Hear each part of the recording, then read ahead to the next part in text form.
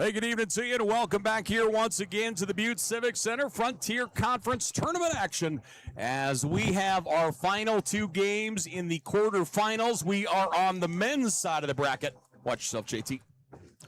As we are on to the men's side of the bracket, as Montana Tech taking on Montana Western and getting ready to throw down Western, the 4 seed, Montana Tech, the 5 seed. This should be a dandy here tonight, JT. This should be a high-scoring dandy. Both teams can put the ball in the hoop, and both teams pretty darn good in defense. I happen to think Montana Tech's the best defensive team in the conference.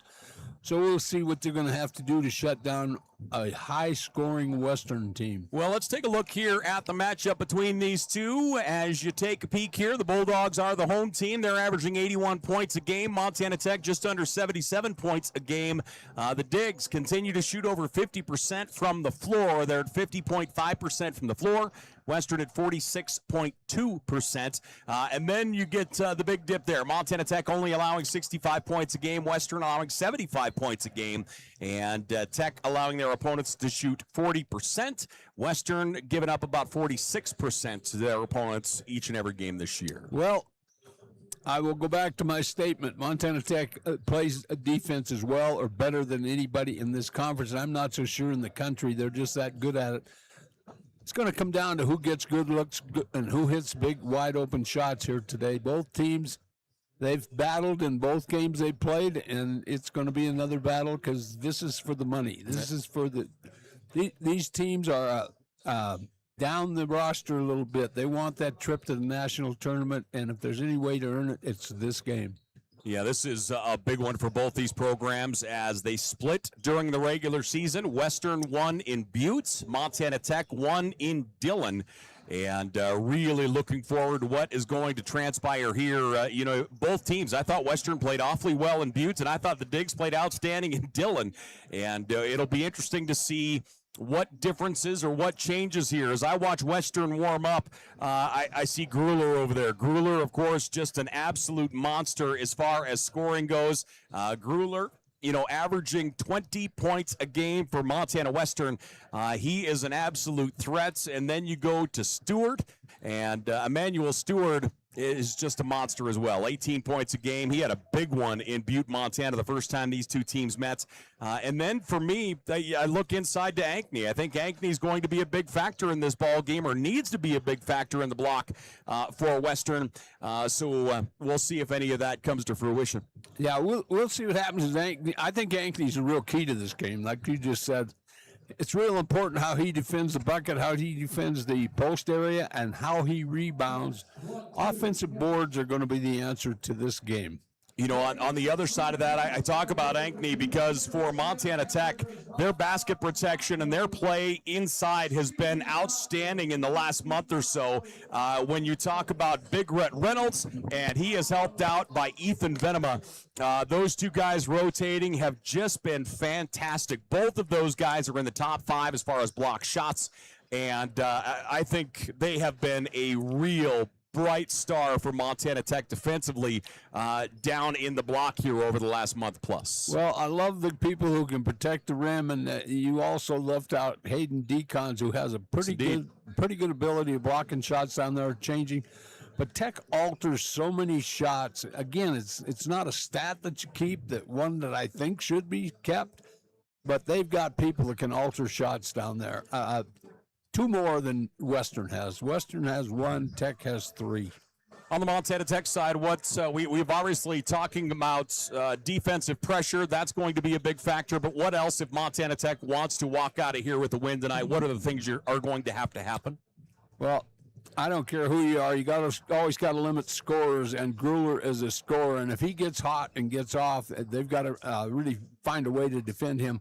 But they got to be conscious of him. Again, what you do with scorers, limit them and take care of the surrounding people as best you can. So Grueller is the real key to this tonight, how well he plays. I couldn't agree more. Again, thanks for joining us here as we make our way through a Saturday night. We have 2 games left. Here's a look. Well, we got done with the women's side, so let's give you a look at that bracket. Those are the semifinal games. At noon tomorrow, Dakota State will take on MSU Northern. Then at 2:30, Montana Tech will battle with Montana Western. So we'll have Montana Tech, Montana Western round 2 tomorrow at 2:30 on the women's side. The men's side of the bracket looks like this as of right now. Rocky Mountain College advanced with a win over Mayville. They were out in control. They were up by like 22. It felt like they were in cruise control. And then Mayville decided, well, guess what? We're not going to make this that easy. And Mayville fought back, made a game of it. But Rocky does advance. And then Northern flat out dominated Bellevue last night. They came out and just got after it. So Northern with a big upset as a 7 seed. They're into the semifinals, and they will play tomorrow evening. Both those teams are tempo teams. And when you're a tempo team, the lights can go out on you if you go through a scoring drought. And that's exactly what happened last night in the first game. In the second game, Northern just kept the pressure on, and their tempo was outstanding, but their shooting was even better. Starters here for Montana Tech. Again, the visitors wearing the black with the copper trim with the Mariah's Challenge logo, I might add. Your starting 5, Carson Pfeffer, Cam Lawrence, Hayden Decons, Braden Cook, and Big Rhett Reynolds are your starting 5. Of course, a lot of it controlled by those 2 seniors. Hayden Decons, first team all-conference again. I'm going to go ahead and say, I'm going to give you my opinion. Got ripped off for Defensive Player of the Year this year again. But he and Cam Lawrence, and, of course, Braden Cook, if he comes out, hits 1 or 2 early, watch out. Yeah, he's got to be healthy. He's got to play well. But I think the X factor in this game is Carson Pfeffer. He hasn't played great the last couple games. It's time for him to step up his game, and he's a real threat. He's the one who gets the mismatches. He's big, he's strong, and he can operate. On the other side for Montana Western, they're starting 5. It all goes through Kyle Grueller. Grueller comes in averaging 20 a game. Emmanuel Stewart at guard. He and Cook have a lot of similarities. If they get started early, you're just not going to keep them down. Watch out for Emmanuel Stewart. He had a monster game the first time these 2 teams met in Butte. You have Ankney on the floor with David Young, also Billy Carlson out there for the Bulldogs. Yeah, on that team, Ankney doesn't need to be an offensive threat. He's got to get you 8 or 10, but he's got a board because he really is their big guy. Other than that, you take the ball to the other 4 guys, they're scorers, and that's what Tech has to dominate. Frontier Conference action as Montana Tech taking on Western. Look at their overall records, and they might as well be mirror images. Both teams 15-7 in Frontier Conference play.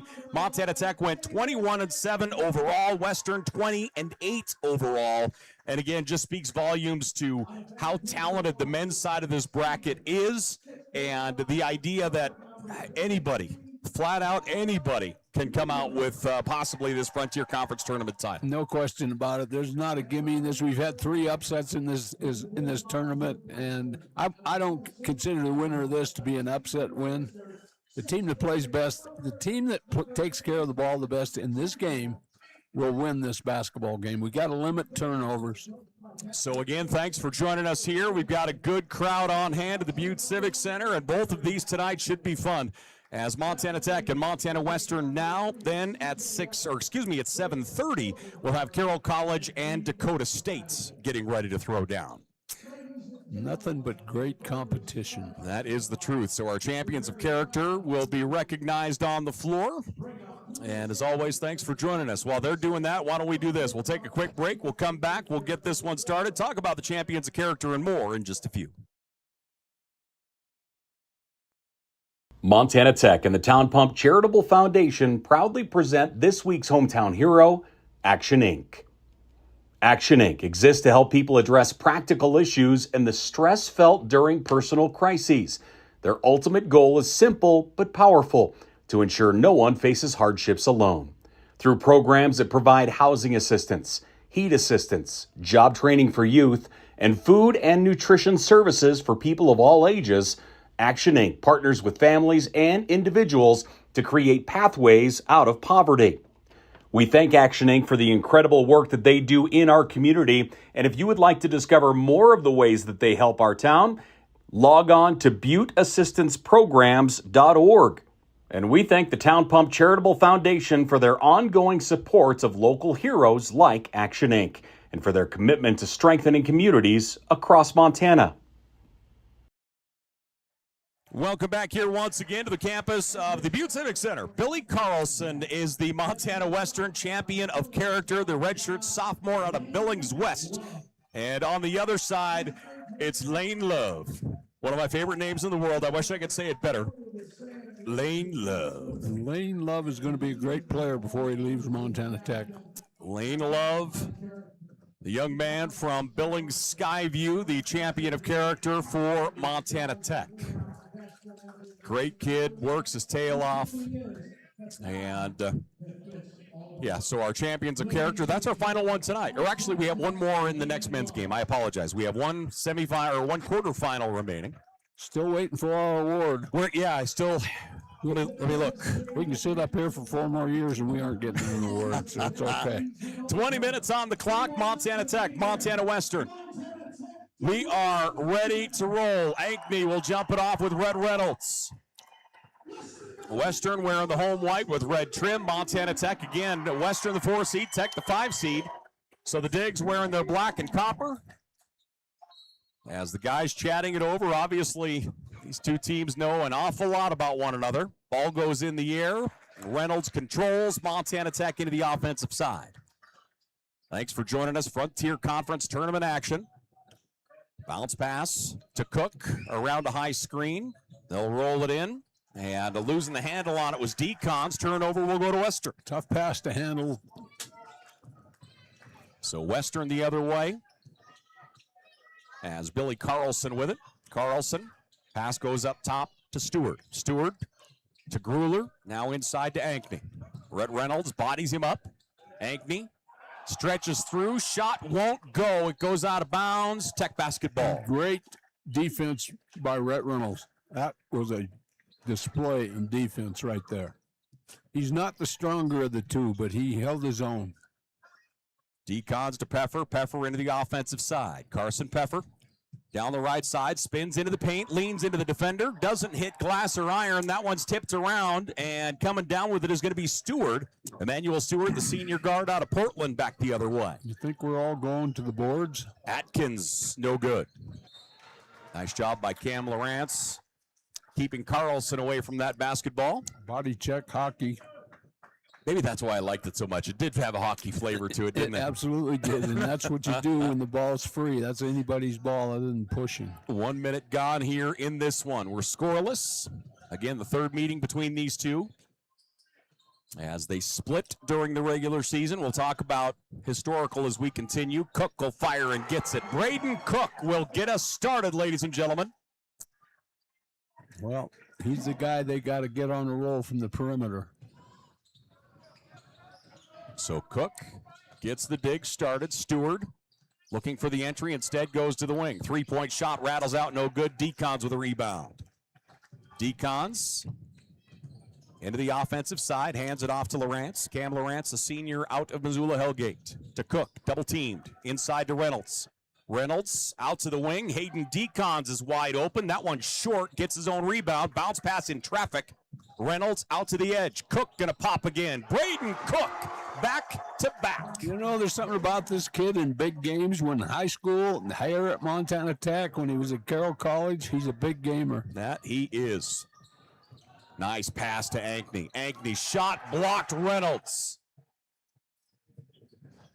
Heifer lost the ball. Out to Lawrence it goes. Lawrence going to look to answer. That one won't fall. Montana Tech leading 6-0. If he'd hit that one, there'd have been a quick timeout.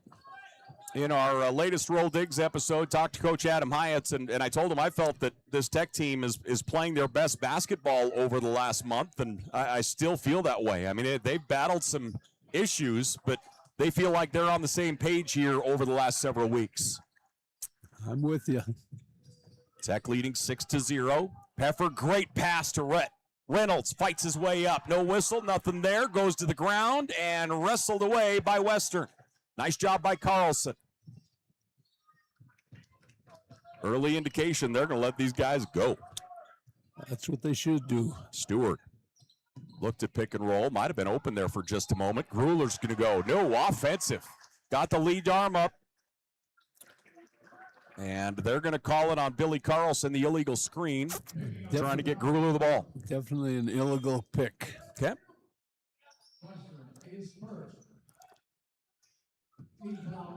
And we are ready to roll. Montana Tech leading 6-0. Into the offensive side. Cook gonna fire again. That one hits the front of the iron. Tipped out. Nice rebound. Peffer right back to the rock. And he'll put it up and in. Good head fake. Brought the defender up, and Peff will convert. He's the tough matchup for Western, no question in my mind. Into the offensive side. Left corner, Merritt. Merritt into the lane. Atkins jumps. That one no good. Boy, physical ball game. And here come the Digs back the other way. Into the offensive side. Pass to Cook. Braden Cook around a screen. Cook gets bumped. Moves it out to Peffer. Carson Peffer. Now to Hayden Decons. Decons on the baseline. Shot clock at 7. Peffer's going to pop the 3. That one's good. Carson Peffer puts it down. And Montana Tech on fire right now. The Digs, 3 of 6 from downtown. They lead 11-0. 15:49 left to play here in this first half. A short timeout. If you're Montana Tech, you wanted to come out of the gate quickly, and boy, have they.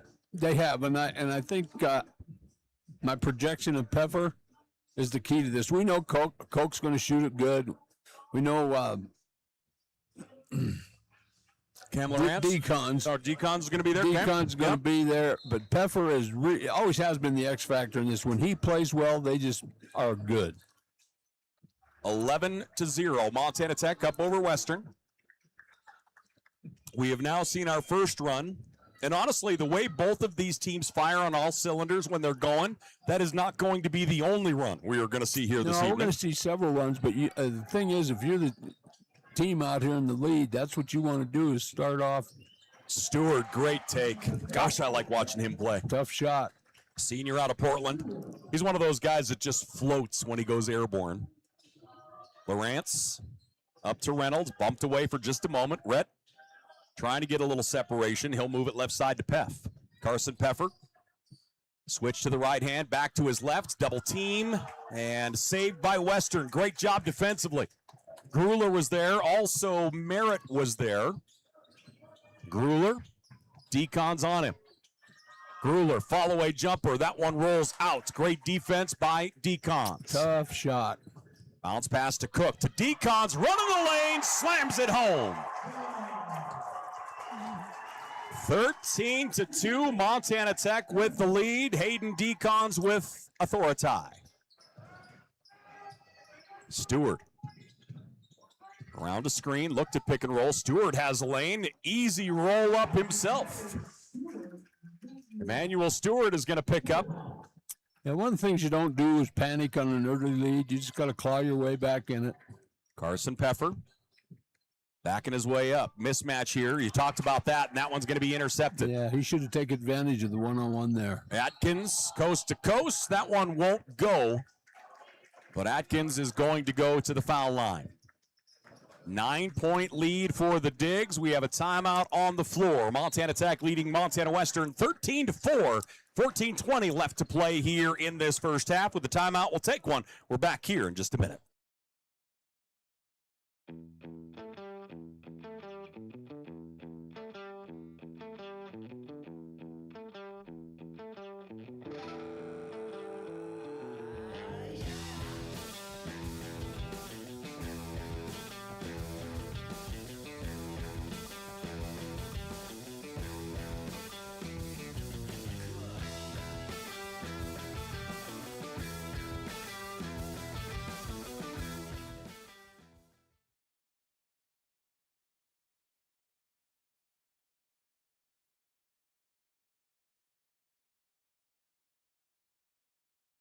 We are back here once again to the Butte Civic Center. We've got a great crowd on hand and certainly setting up for what should be a fantastic evening right now as Montana Tech leading 13-4. The Digs right now led by Cook with 6 points. He is 2 of 3 from the floor, 2 of 3 from downtown. On the other side, the Bulldogs of Montana Western, 4 points, all of those by Stewart, as he is 2 of 3 from the ground. Yeah, they're really focusing their defense on Grueller and leaving Stewart with one-on-one, and he's an excellent one-on-one player, so he'll get to the rim. So at the foul line here for Western is Atkins. Atkins will shoot himself a pair on a nice take to the rack. Atkins gets his first.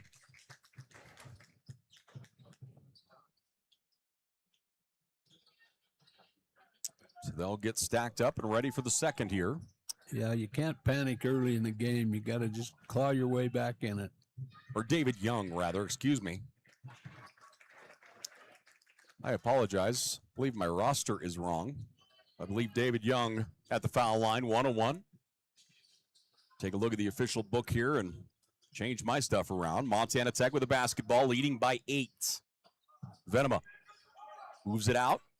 Hayden Decons around the defender, into the lane, lost it off his foot, saved by Connor Machad, thrown all the way up to Cook, taken by Western. Huber down the left side of the paint. Huber to the rack, no good. Big rebound, Venema. Good defense, Venema. There we're talking about rim protection. There it was. Montana Tech transition back the other way. Bounce pass goes to Venema. Venema fires, three-point shot is money. Venema knocks down the 3. Montana Tech by 11. What I have in my roster is wrong. I apologize. It's Young wearing 11. I was saying it was Atkins. For that, I apologize. Grueller on the left wing into the high posts. Left elbow with it is Merritts. Stewart, step back, fires, no. Rebound, Cook. Far right side, comes into the hand of Connor Machad. Machad, that one, around a screen, Montana Tech with it. Asher Williams goes to the baseline. He'll get it, down on the left wing. Drives into the paints, off balance, right-handed, gets it. Asher Williams knocks down his first field goal.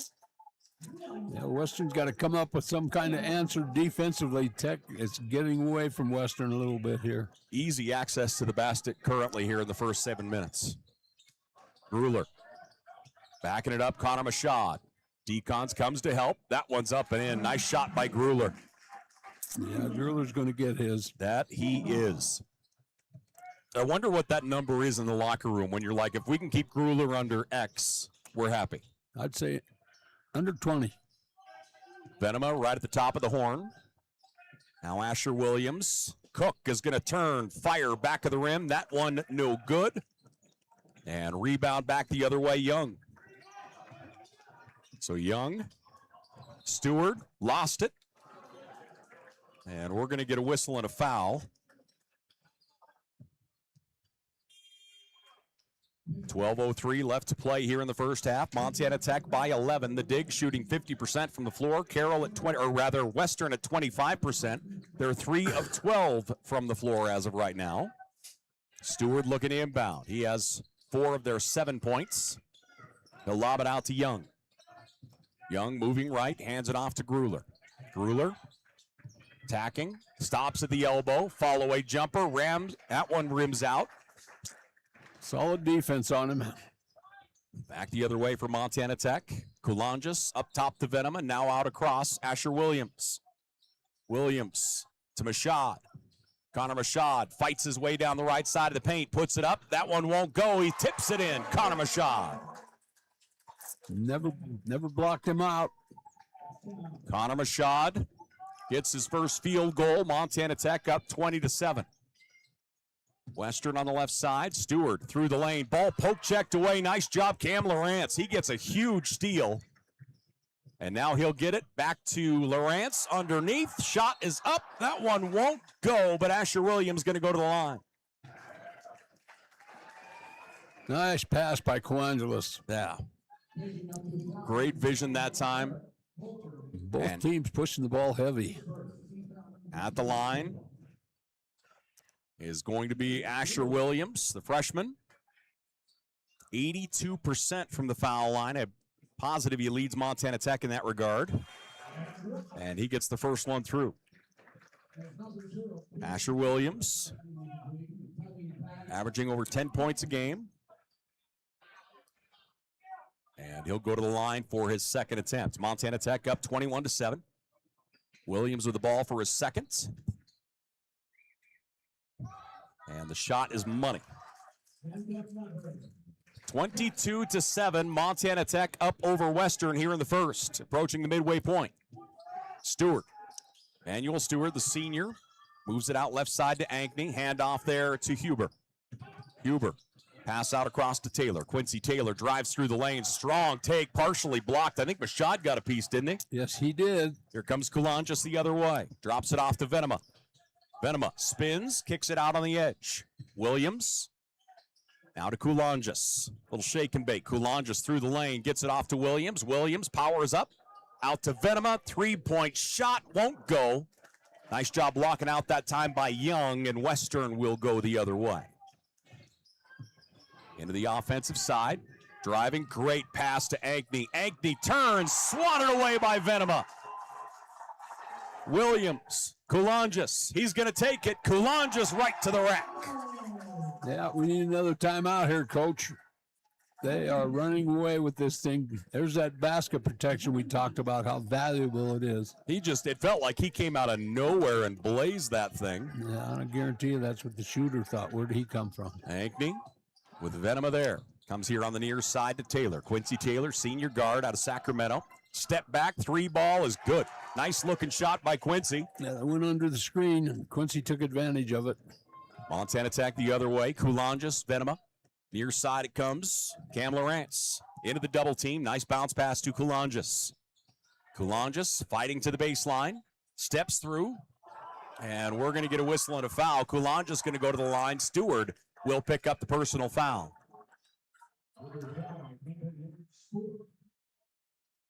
So Coulanges going to go to the line after there is a timeout. 9:35 left to play here in the first half. Montana Tech up 24-10. We'll take a break. We're back here in just a minute.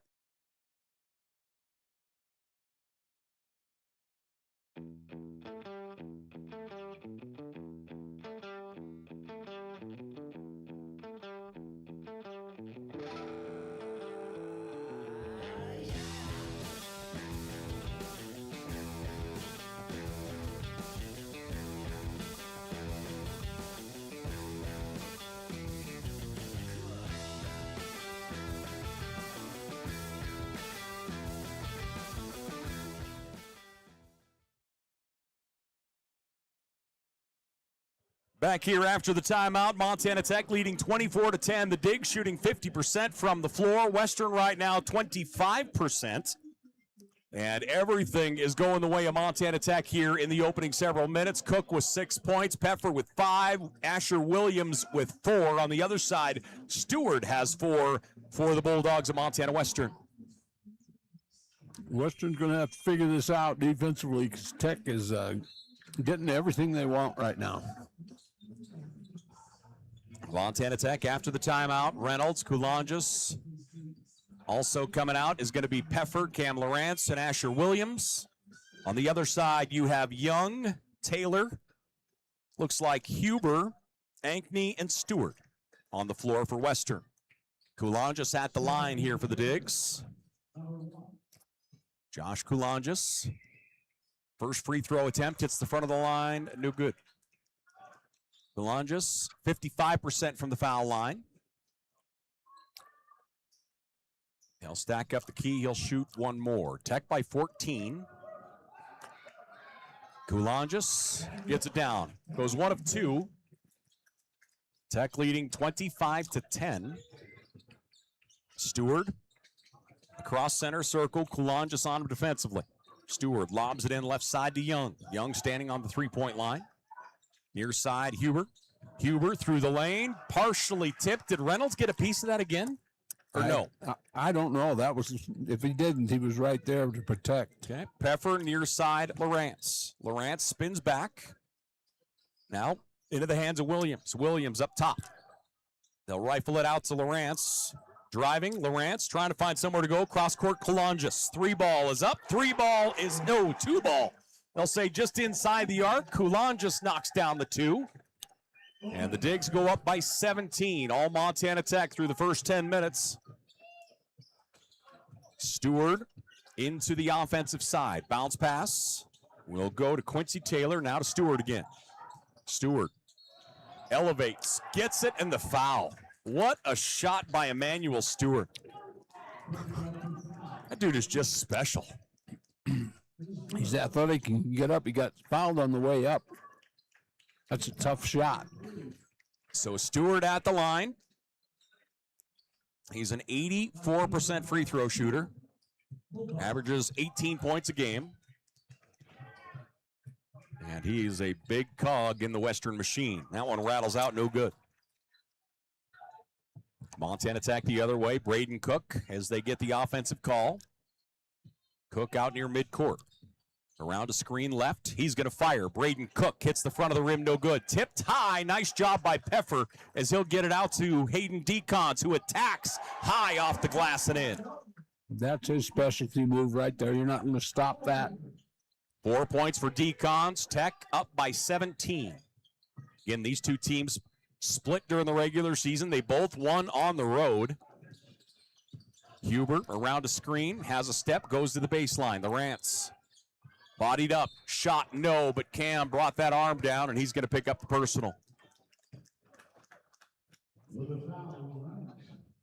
7:54 left to play here in this first half. Montana Tech out in front of Western. Huber at the line. Mark Huber, a junior guard out of Utah. 79% from the foul line. And he gets his first. He'll shoot one more. Lawrence will check out. Back in is Asher Williams. Huber to the stripe. Second is up and good. He goes 2 of 2 from the foul line. Got to have patience with your Western. You got to whittle it down, get back within a reasonable amount before halftime. Asher Williams. What do you consider a reasonable amount before halftime? 10 points. Okay. Around a screen. Cook to Reynolds. Knocked away to the wing. Peffer with the ball fake. Peffer fights his way in. Ball stripped away by Ankney. Whistle and a foul. Well, he got a break there because he dribbled into trouble. So the personal foul will go to Huber. And Montana Tech will keep it on their offensive side. Peffer. Peff inbound to Cook. Now to the wing. Reynolds back to Cook. Nope. Rhett keeps it. Lost it for a moment. He'll move it up top to Williams. Asher Williams. Peff. Ball stripped away by Taylor. Taylor with the steal. Down. Nice step through. Hits the bottom of the iron. Gruler is there. Gruler up, no good. Peffer. That one goes to the ground. A scrum, and Montana Tech the other way with numbers. Decons down to corner to Williams, knocked out of bounds. And they will say Western ball. Good effort by Stewart. Western's defense really ratcheting up some pressure here. Well, they have to. When you're down by 15, you got to find a way to get back in the game, and they're not shooting. Rim protection has been great for Tech, and I professed to you all year how good that rim protection is, and it's effective here today. They've missed a lot of bunnies. Western will inbound. Stewart with it. He is the leading scorer right now for Western. He's 3 of 5 shooting with 6 points. And he has been on the floor the entire game thus far. That one's going to be booted. And honestly, I'm surprised we didn't get a boot call before Asher because that came off the foot and rolled.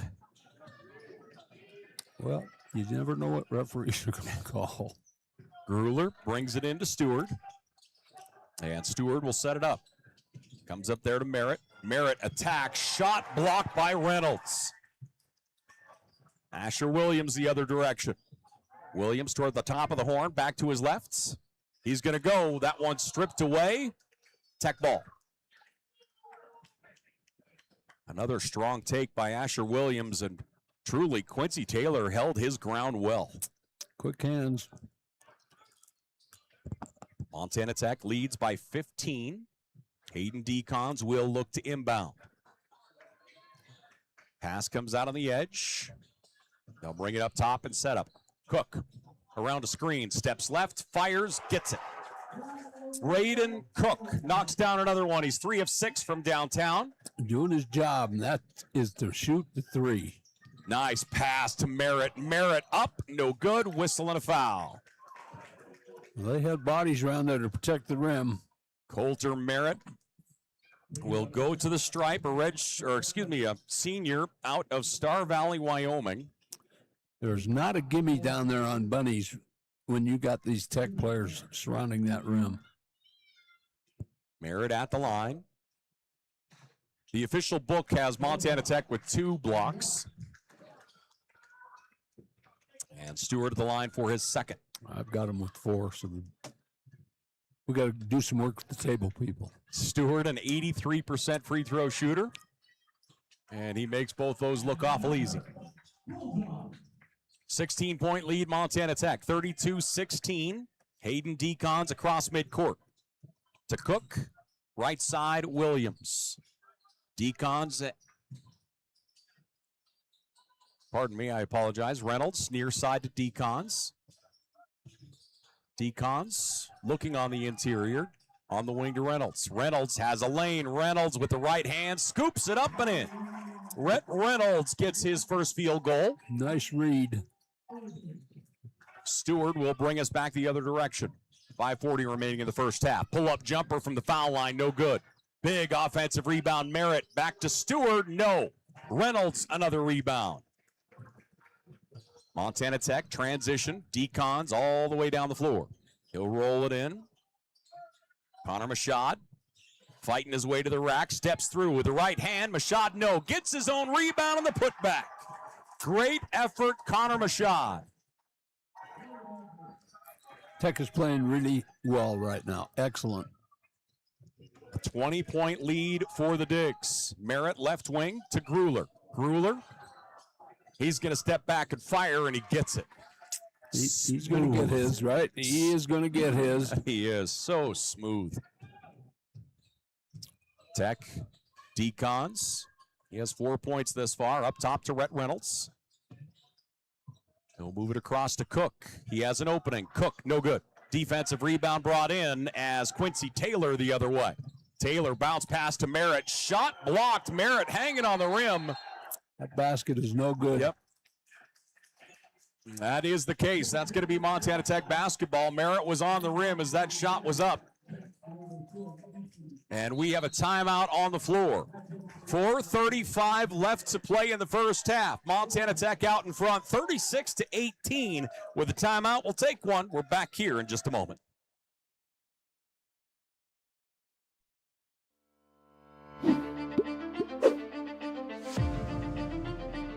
Nucor is a great company. They care about their people. They care about the environment. I've never been restricted to fall in a box. I've never been told that I can't do something. I saw it as a great opportunity to develop a career. You create your own destiny at Nucor. We're building something bigger out here at Nucor. Come join us.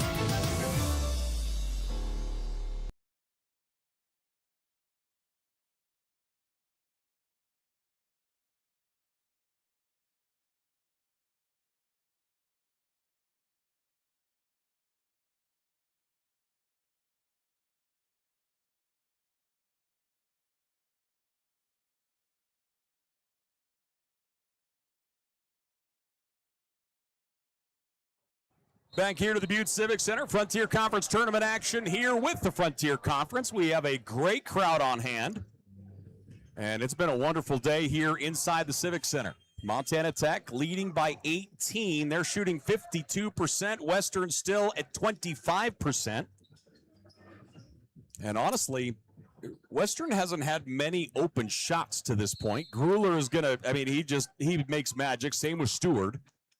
Yeah, they can get buckets on their own, but basket protection's been the whole key to this right now. Tech is really taking care of the basket. Connor Mashad in the high post, looking for entry to Venema. Instead, Mashad's going to take it. Pump fake once, double team to the wing.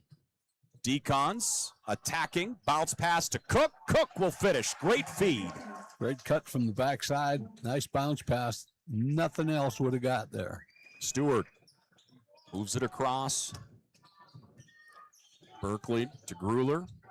Back near side to Merritt. Now to Stewart. Stewart into the paints. Moves it out left side to Young. Young around a screen. Bounce pass comes up top. Long three-point shot, no good. Tracked down in the corner by Grueller. He'll lob it, and that's going to go into the backcourts. And that'll be over and back. Great effort by Grueller, just trying to keep that thing alive. Well, you got to come to the ball to help him out. He was in trouble down there. A couple things should have. Grueller should have called timeout. The coach should have called timeout, or somebody should have came to the basketball. Nobody moved. They stood there watching.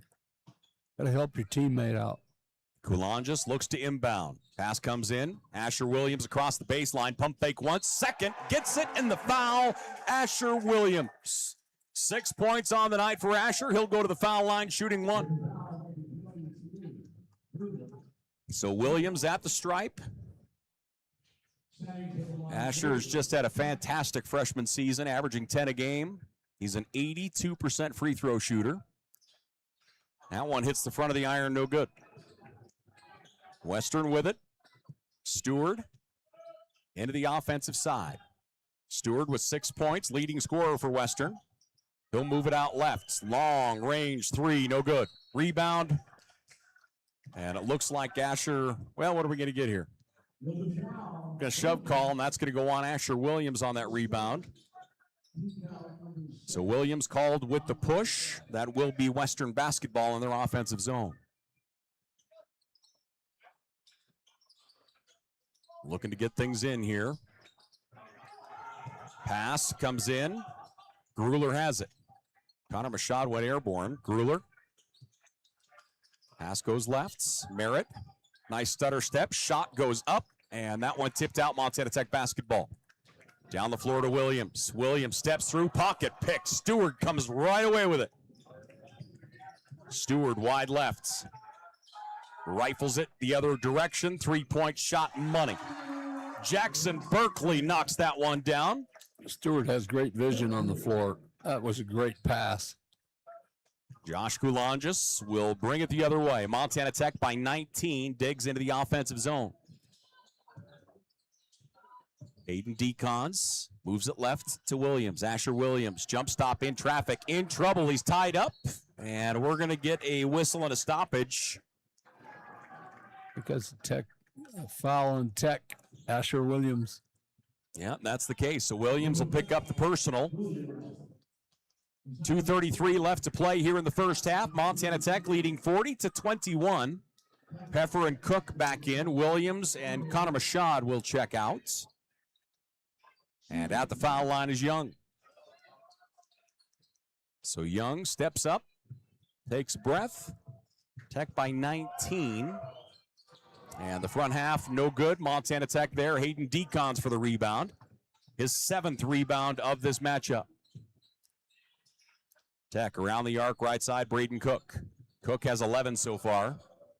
Venema now to Kulonjis. They'll lob it into Decons. Hayden Decons. Spins back to his right through the double team. Decons puts it home. 6 points for the senior. Tech is owning the paint this afternoon, this evening, whatever day it is. They're owning the paint. Stewart around a high screen, puts on the break. Step back three is on the way and good. What a shot by Emmanuel Stewart. 9 points on the night for him. Tech leading 42-24. Braden Cook hands it off there. Peff gets around the defender. Pass to the wing. Cook steps left into the paint. Attacks the rim. Gets the foul. Doesn't get the shot, so he's going to go to the line. Yeah, Western is really out of whack right now defensively. Tech's getting the lanes. They're getting into the paint, and every once in a while, Cook will knock down a three, but they are really owning the paint right now, Montana Tech is. So Braden Cook will go to the line here for Montana Tech. He's an 80% free throw shooter himself. First is up and in. Cook averaging just shy of 16 points a game. And he'll get the ball for attempt number 2. Cook has a dozen so far here in the first half. His second is money. Tech back up by 20. Stewart in the backcourt. Manuel Stewart into the offensive side. Coulanges there defensively. They'll set a high screen. Stewart attacks, goes to the rack. Venema just blasts it out of the. That is incredible. That's rim protection at its finest. He swats that thing into the crowd where, honestly, shrapnel may have hurt some individuals. That is what makes people nervous when you can do that at the rim, and they got 3 guys that can do that. Stolen away, Hayden Decons. Decons throws it up. Boy, he goes into the backboard hard. Throwing his body to the wind like he has his entire career. Grueller will pick up the personal.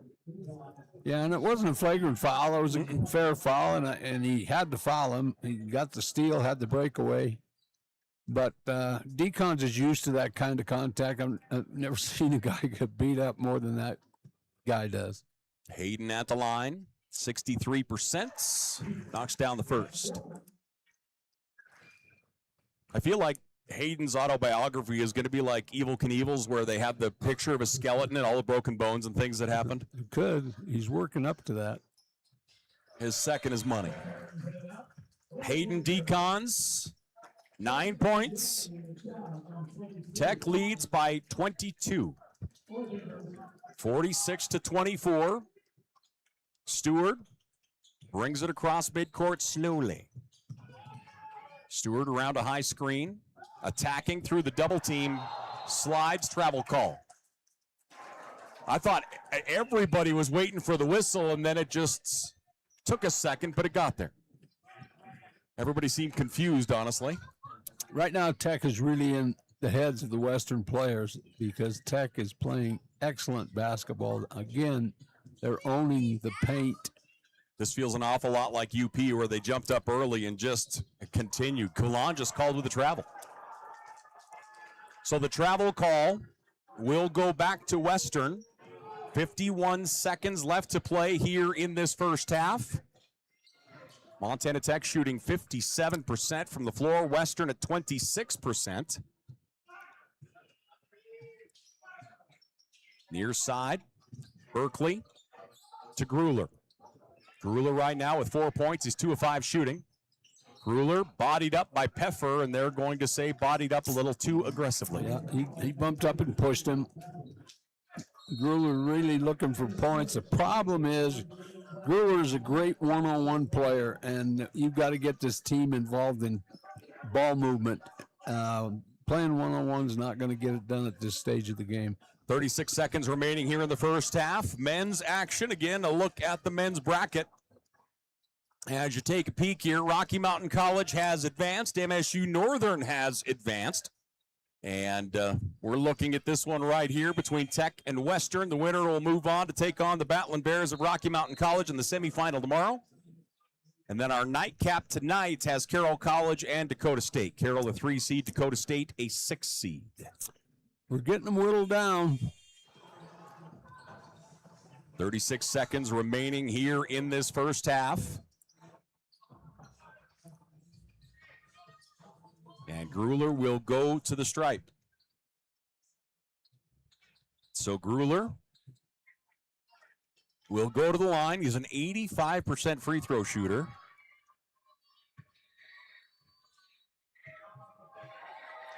And Grueller shot, front half of the bonus is money.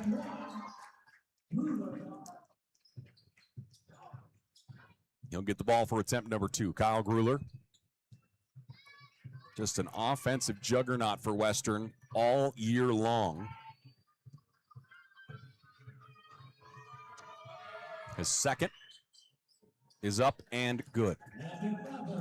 So Grueller goes 2 of 2. Montana Tech by 20. Hayden Decons in the backcourt, moves it across to Cook. 1-2-2, back to Decons. Into the offensive side, trap coming. They'll move it to Cook. Cook will now set it up.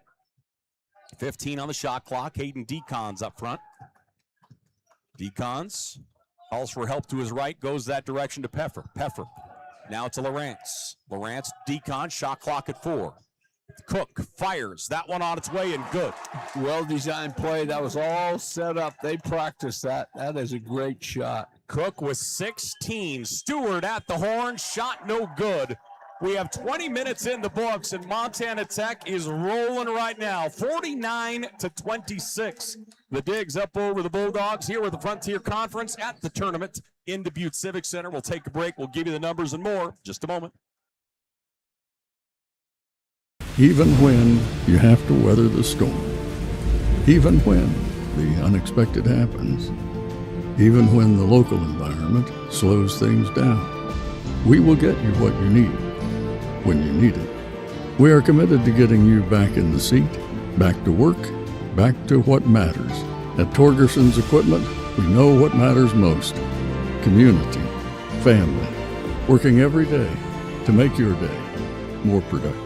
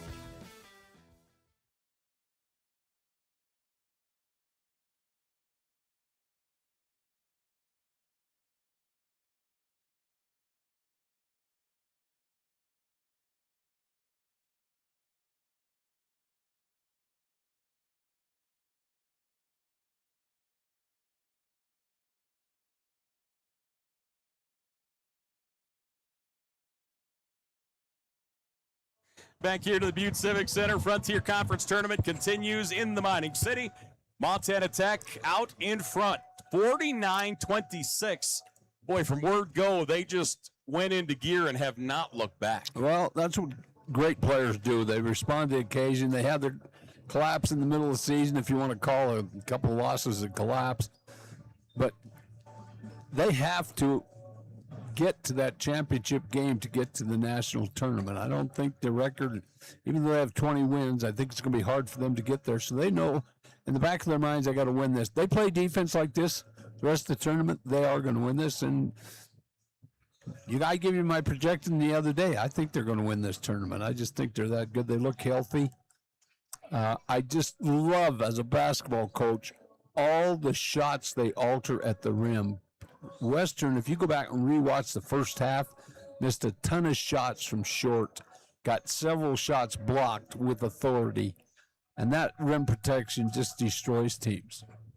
Well, let's run you through the numbers, then we'll move on from there. We'll start things off for Western, as they are shooting 25% from the floor. They're 8 of 31 as a team, 3 of 9 from downtown for 33%. They are 7 of 10 from the foul line, and that is their highest percentage at 70 points, or 70% as of right now. They have 11 total rebounds, which is half the number of Montana Tech. 3 of those are offensive for Western. They have 0 second chance points, and only 4 points in the paint for the Bulldogs thus far in the first half. That's how Montana Tech's playing defense. They are taking ownership of this game with their defense, and their defense is creating great offense for them. Individually, Stewart has 9 points. He's 4 of 9 from the floor, 1 rebound, 2 steals as well. From there, you have Grueller with 6 points, Taylor with 3, also Berkeley with 3, Merritt and Huber each with 2, and Young has 1 point. That coming from the foul line, as he is 1 of 3 from the foul line. So once again, Western 26 first half points. They shot 26% as a team. On the other side, Montana Tech shot 58% from the floor. They were 18 of 31. They were 46% from the three-point line, shooting 6 of 13 from the line and 7 of 9 from the charity stripe. Montana Tech, 22 total rebounds. 5 of those are offensive. They have 11 second chance points off of 5 offensive boards. That was going to control this game, whoever controlled the boards. 20 points in the paint as well for Montana Tech, so really just doing a dominant job, and we talked about it a ton, basket protection and how well they're playing deep. They're just doing an outstanding job at the bottom right now. Well, anytime you can control that key area and get somebody like Cook out there knocking down some threes, your defense has a real problem adjusting to everything they're doing. And Cook has taken some shots. I thought another one was going to go in, but it didn't. But when he gets off on a roll, starts feeling good, and then your bigs are playing so well inside, tough to defend. Individually for Montana Tech, they're led by Braden Cook. 16 points for Cook. He's 5 of 9 from the floor, 4 of 8 from the three-point line. As he has 16 points, he's the only player in double digits as of right now. Hayden Deacon's just outside, 8 points for Deacon's. He has 7 rebounds and 3 assists as well. Does Hayden Cook thus far, or Hayden Deacon's rather, in this ball game to this point. Asher Williams with 6 points, 2 of 3 shooting. Peffer and Coulanges each with 5. You have Mashad with 4 points, Venema with 3, and Rhett Reynolds with 2 points. And their points are gravy. When Rhett Reynolds and Venema give you points, especially in a game like this, what they bring defensively outweighs the offensive side by miles. Absolutely no question in my mind. They just take everything away from you inside. We see 2 monster blocks. You don't even see that in the NBA. I mean, they just took control of that down there. So when you put fear into another team about going to the basket, you're a winner. Yeah, and it isn't even, a lot of the time, it's one of those that you don't even recognize until it's too late. You know, when you're head faking and you're not really attacking the rim, some of that stuff, it really affects you mentally in a big way. A monster block shot affects you mentally for the rest of the day. Trust me. 23-point lead for Montana Tech. Frontier Conference tournament action again. Let's take a look here at the men's side of the bracket. Northern will await, or excuse me, hello, my brain is starting to turn to scrambled eggs. I apologize. Rocky Mountain College awaits the winner of this one, as the winner of this Tech Western matchup will take on Rocky Mountain College tomorrow at 5 p.m. Then at 7:30, Northern awaits the winner of our next game, Carroll and Dakota State. As those two teams out on the floor warming up, Carroll the 3 seed, Dakota State is the 6 seed on this men's side of the bracket.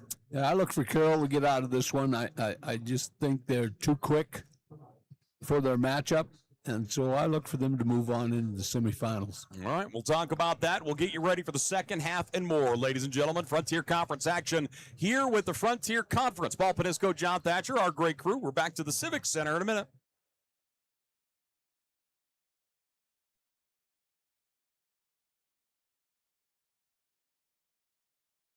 Hi, I'm Matt Steppen, Athletic Director at Montana Tech, and I want to welcome all members of the Ordigger family, past, present, and future, to the brand new Montana Tech Hyper Complex.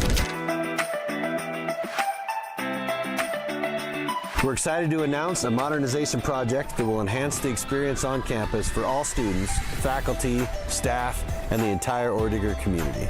With a state-of-the-art hyper facility, our Montana Tech students and athletic programs will experience an athletics facility like no other in the NAIA.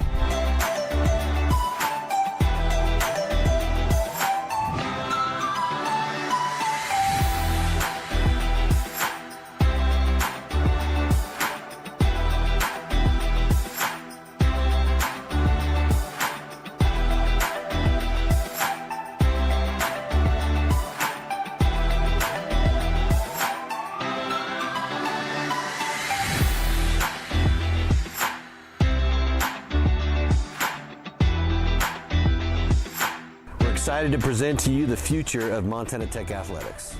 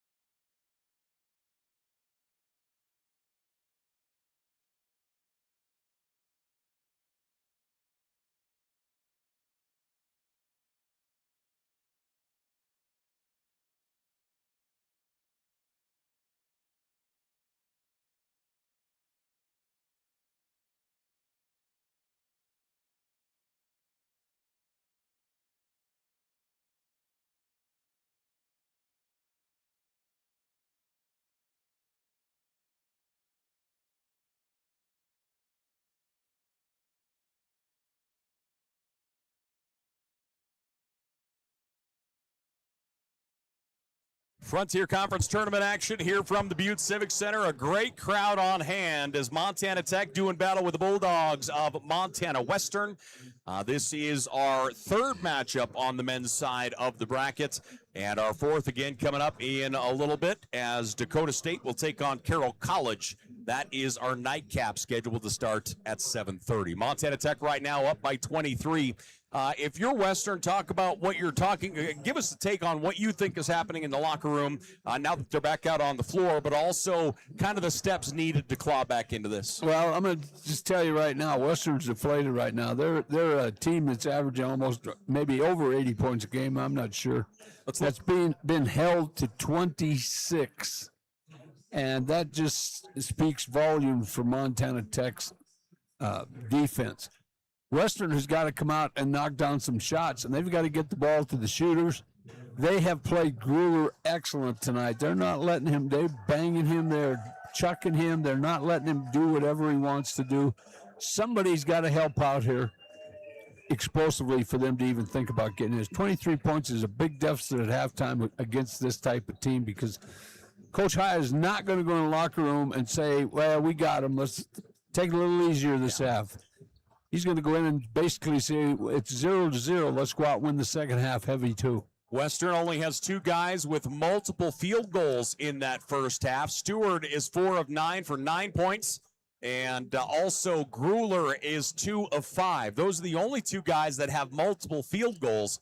Otherwise, I mean, that's it. And obviously, like you said, it's 26 points on the board. You just need some extra oomph, some other people to contribute. And we'll see who is going to step up and take that here in the second half. Well, I think they got to come out and knock down some threes. They really do. But again, you've heard me say this all season long. Tech is so good on the perimeter, it's hard to get a wide open look on for a three.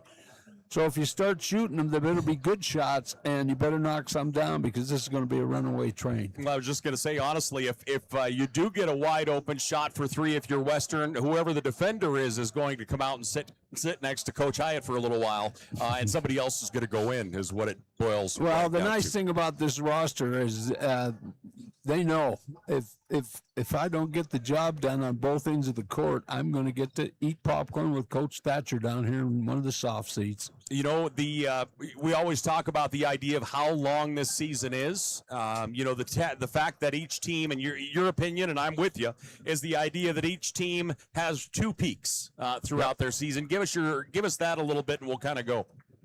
Well, I've always believed that you can start off early in the season, start playing good. You hit around December, January, and I'm mostly referencing this to high school. Then you take a dip and lose a couple games, maybe against somebody you don't feel you should have lost to, and then you start to climb back up the hill, and then you got one more dip in February, and then come March, you better be on the uprise and going again. You can't play, very few teams finish undefeated. You can't play 32, 35 perfect games. You're going to get beat along the way, and very few coaches in the history of this game have been undefeated. John Wooden and the football coach from Indiana this year. Yep, that joined that league. You know, and Bobby Knight, but it just doesn't happen. You're going to have that little lull in your music, and you've got to come back and start playing the trombone a little better. So just to use that as an example, it's this is an exhibition of defense against a heck of an offensive team from Western. Yeah, Montana Tech is putting on a clinic right now on defensive basketball. So as they come back out here, and the reason I went there is it feels like Montana Tech, you always want to be playing your best basketball when you get to March. Yeah. And in my opinion, I think they're playing their best basketball heads and tails above anywhere they have been earlier this year. No question about it. But you get tired during the season, you get worn out. Now they've got something to play for. Stewart lobs it into Ankney. Ankney down on the baseline. He'll come back out on the edge. They'll roll it on the inside to Grueller. Cam Lawrence on him defensively. Grueller backing his way up through the double team. Scoop shot is up and in for Kyle Grueller. Yeah, he needed a little help there. He bumped him 2 or 3 times. They need a little help on Grueller. 21-point advantage here for Montana Tech. Decon's down the floor to Lawrence. Lawrence feeds it inside. Rhett Reynolds able to get to it. They'll move it around left side. Decon's. Little mismatch there for a minute. Comes up top to Peff. Around to Cook. Cook lost the handle, goes into the corner. Coming to help is Decons. Decons steps out of bounds. He turned the corner and went hard and just stepped out of bounds. And that turnover will go to Western. Montana Tech, the number that jumped off the page in the first half, they had 9 turnovers as opposed to Western's 4. And that 9 turnovers is way too many for Coach Adam Hyatt. Well, it is, but you know what? I didn't even notice it because they're doing so many things so well. Grueller, top of the horn, comes here on the near side. As Carlson in, bounce pass to Ankney. Ankney spins through the double team, and Ankney's able to roll it in. Yeah, good patience. He's got to help him out a little bit, too. He sat most of the first half. Peffer to Cook, now up to Reynolds. Montana Tech by 19. Bounce pass goes down to Reynolds. Now to Lawrence. Lawrence goes to the baseline. Switch hand floater, won't fall. Stewart with the rebound. Outlet down the floor to Carlson. Carlson gets fouled, tried to get the reverse up, and Carlson's going to go to the stripe. Yeah, he did the right thing. He attacked the backside of the rim, and with the momentum that Decons had, there's no possible way. If he'd have went straight to the bucket, he would have never fouled him, but he wisely went to the backside of the rim. Great energy here for Western to start this second half as Billy Carlson will start at the foul line. Let's talk about the depth. If you finish in 4th, 5th, 6th, or 7th, and you don't have a possibility of going to the national tournament, this is your season. This is what you want to do, and so it's a big hill climb. You know, and there's always that talk. They think there are X amount of teams going, and if you're on the bubble, boy, exactly, you just don't know. You don't want to put it in the other people's hands. You want to take care of business. Exactly, and I could see 4 teams out of this conference going to it. Will they? Probably 3, so I think Tech absolutely has to win this thing just to make sure they're going. Reynolds out to Cook. Braden Cook, step back. Down to Reynolds, back to Cook. Cook, jump shot on the arc, knocks it down. Guys, this is a big-time gamer. 18 points for Braden Cook. Stewart backs it up. Young for 3. Young, that one no good. Long rebound, Decon. Stewart has it. Stewart, bounce pass to the corner to Grueller. No look bounce pass, and they're going to go help on that. They got to double him down. They can't let him get that close. Grueller attacking, rolls it in. No reason to come from that far. They've got 2 guys that are effectively shooting the basketball right now. You got to figure that out. Peffer, light double team. Now he swings it out on the right side to Lawrence. Back to Peff. Peffer, bodied up. Stepping through, triple teamed, in trouble, taken away by Grueller. Yeah, he should have went up with it. He got himself in a bad position there. In transition, 3-point shot, no good. That one's going to go to the ground. Ankney gets it. Young now dribbles out. Good patience again here by Western. Nice pass to Ankney. Ankney's going to hammer it home. Yes. And he is going to get the foul by Decons. Now, Tech does not come up this half with the intensity that they did to play the first half, and it shows. 15-point advantage, 51-36. Tech over Western. Western with some great energy. We'll take a break. We'll come back, see if Western can get the pedal closer to the floor, ladies and gentlemen, after this.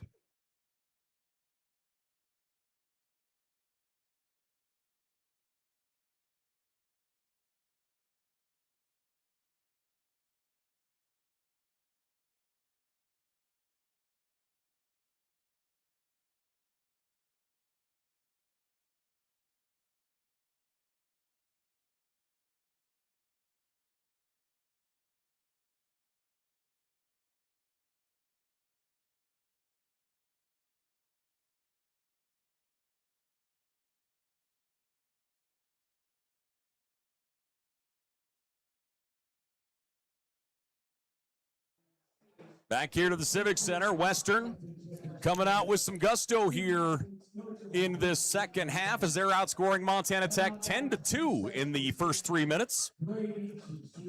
And they'll certainly look to keep that rolling. They're still, they're led by Grueller. No shock there at 10 points for Grueller as of right now. He's 4 of 7 from the floor. Stewart has 9. Yeah, and Western's intensity has sparked high, and Tech's still playing level.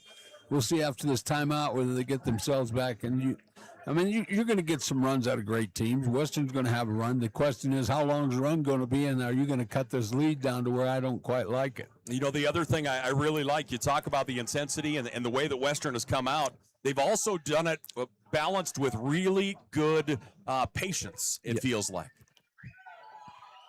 At the foul line, Ankney knocks that one down. 14-point lead for Montana Tech. They've been up by as much as 22.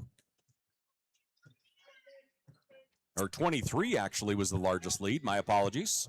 Funny thing about basketball, great teams never die, no matter what the score is.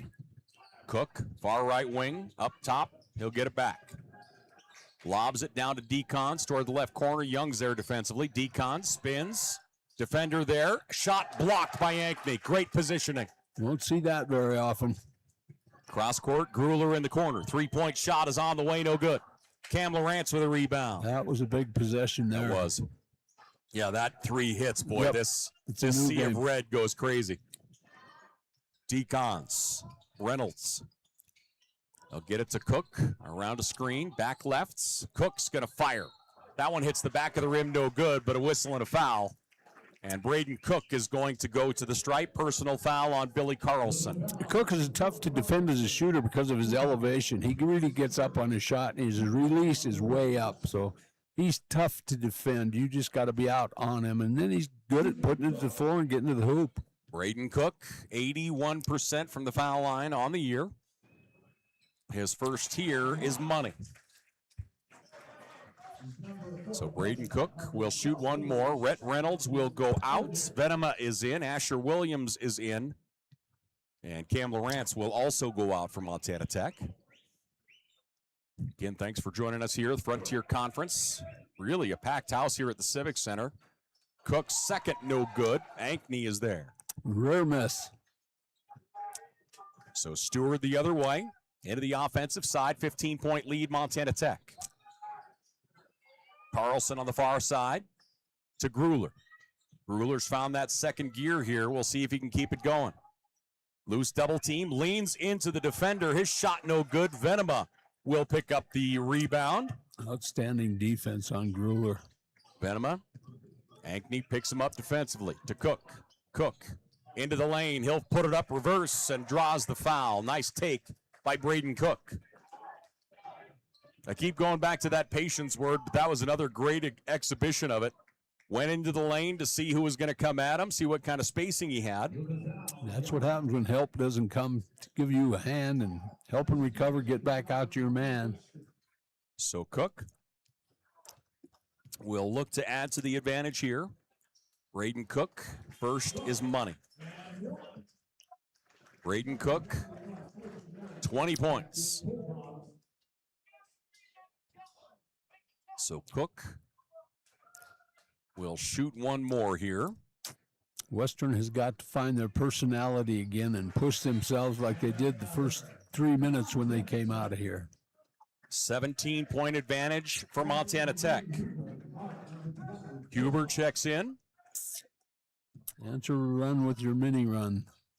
I believe Merritt also just checked in. Sorry, I don't see the Western bench real well from my vantage point. Pass here on the near side. Grueller has the back door. Gets help. Nice pass through the middle. Didn't see it coming. Braden Cook going to drift. 3-point shot. Transition. Braden Cook gets another one. Braden Cook, 24 points. Montana Tech leading 57-37. The Digs grabbing the momentum back. Out on the edge is Huber. Huber through the lane. Comes out on the edge. 3-point shot. No. Rebound by Cook. He's doing it all right now. Cook calls down the rebound. Diggs in transition. Connor Machad hits the front of the iron and rolls in. Nice take by Connor Machad. So Tech answered their run pretty well there. They did. Machad just playing that Mr. Steady role that he does. 6 points on the day for Connor. 22-point advantage for Montana Tech. They've led by as much as 23. Whistle and a foul. Cook was holding him. Yeah.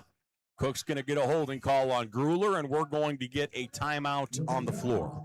14:25 left to play here in this ball game. Montana Tech up over Montana Western, 59-37.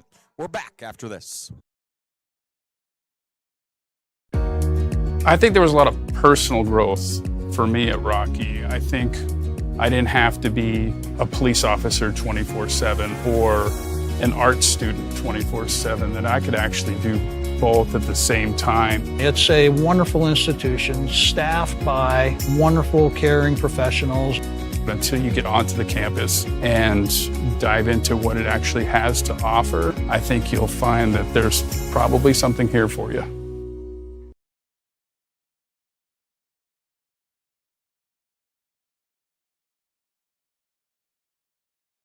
(59-37), Montana Tech up by 22. A run answered by another run. Western came out on a 10-2 run to start the second half. Really had a lot of great energy, great enthusiasm, good patience. Montana Tech put that to sleep and then went the other direction with it. Yeah, and those are tough to, and you know both teams are going to make runs. You got to live with that as a coach and as a player. But to answer it back that quickly in a matter of minutes, unbelievable. Yeah, I mean, especially with the way that both of these teams play, you know that there are going to be runs. I mean, both teams can just score in buckets. Show me any team that scores 80 a game. I'm going to show you 2 or 3 good runs. Western will inbound after the foul. Mark Huber goes all the way up top. Stewart trying to find an opening. Bounce pass. Comes back to Stewart. Stewart finds a way through the lane. Fall away jumper is good. That's a great shot. Well, he's got great body control. I love watching that kid play, man. Just tremendous elevation. Asher Williams. Mashad. Inside it goes to Venema. Venema one-on-one. Venema sky hook. That one no good, but there for the rebound is Mashad, taken away by Stewart. Stewart pushes the pace. Down on the left wing, Huber for 3, no. Lawrence taken away from him. It goes out of play. Tech basketball. I did not like that shot by Huber at all. When you're trailing by 20, at least get some rebounders down there. I know the game's played now. Everybody throws it up from the 3, but when you got to use some psychology when you're playing this game too. Asher Williams, top of the horn, near side to Lawrence. Now Coulanges inside to Venema.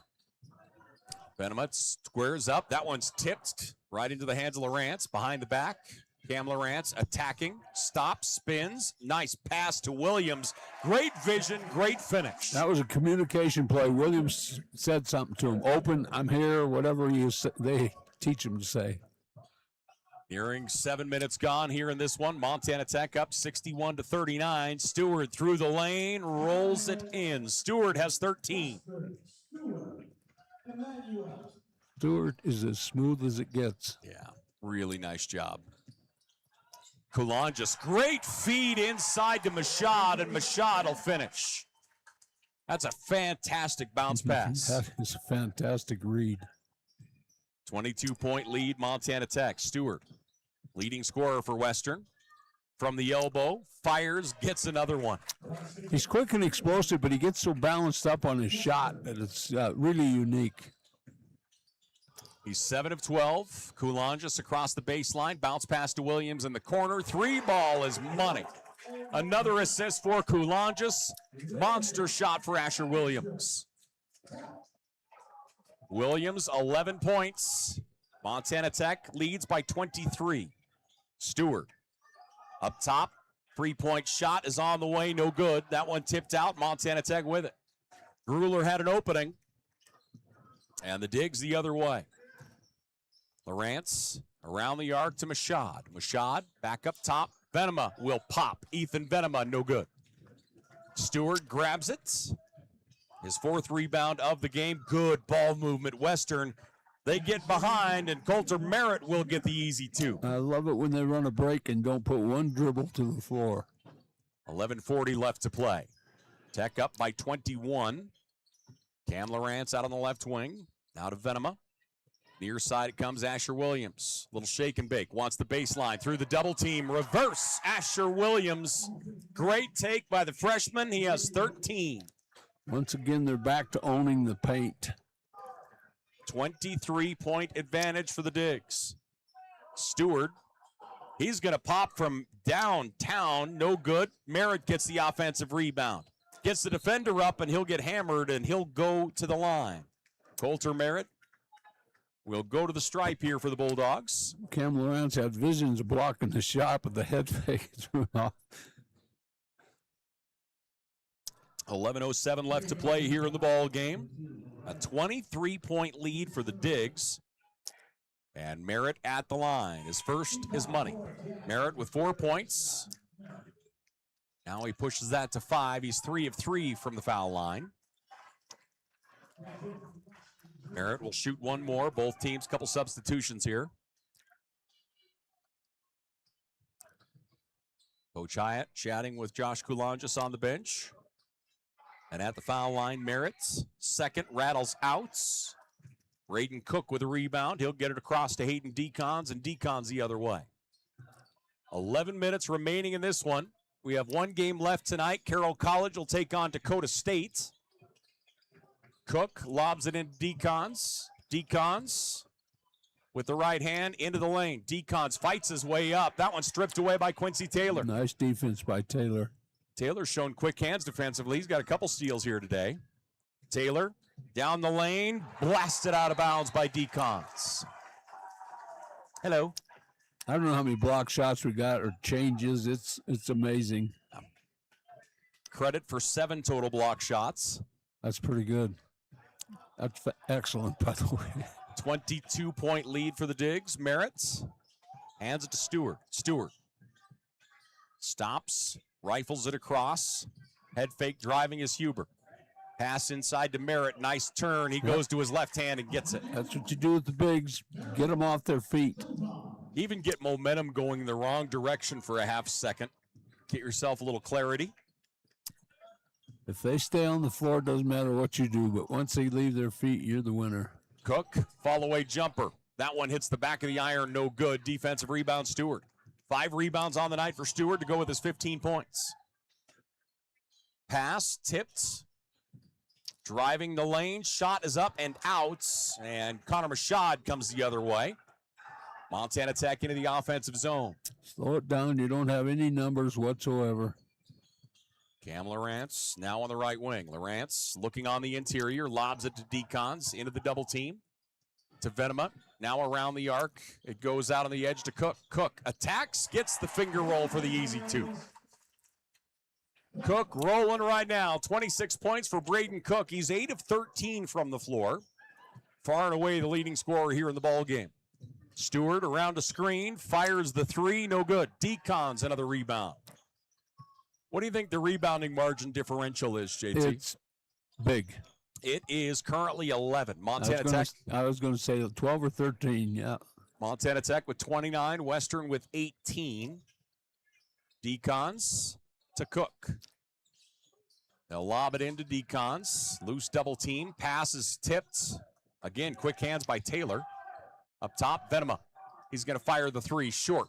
Lawrence gets it to Decons. Decons drives. Ball stripped out of his hands. Western ball. Yeah, it hit him last. I think maybe he thinks he got fouled. I don't know. We can't tell that from here. 8:43 left to play here in the ball game. Montana Tech up by 22, 70-48 our score. We'll take a timeout. We're back here to the Civic Center in just a moment.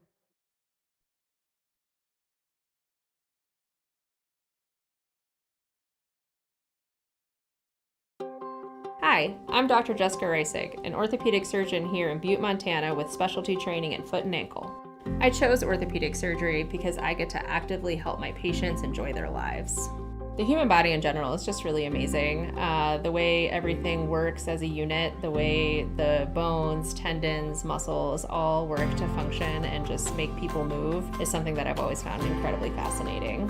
And there's nothing more rewarding than seeing a patient get better because of the work we did together.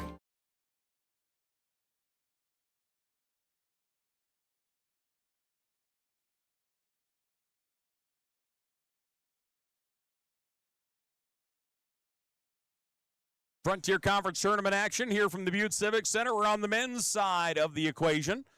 Montana Tech leading by 22, 70-48. The Digs have actually upped their shooting percentage. They're at 59% right now. They had shot, I believe, just under 58% is all in the first half. Yeah, well, when it comes to controlling the key, that will always be up, but Cook hasn't hurt him. He's been knocking threes down and big time. Got a couple bunnies. Western shooting 35% from the floor as of right now. And we are back into action. Western, Stewart across midcourt. Stewart on the far side, dribbles around a screen, tosses it back to Berkeley. Down inside it goes to Merritt. Merritt fighting his way into the paint. Pump fake. Nice job by Reynolds defensively. Stayed on his feet. Shot clock at 10. Stewart behind the back, still trying to find somewhere to go. He'll put it up off balance. Shot put won't go. Tech rebounds. Hayden Decons. 9 rebounds for Decons. Digs into the offensive zone. Lawrence to Reynolds. Now to Peffer. Peffer picks up his dribble.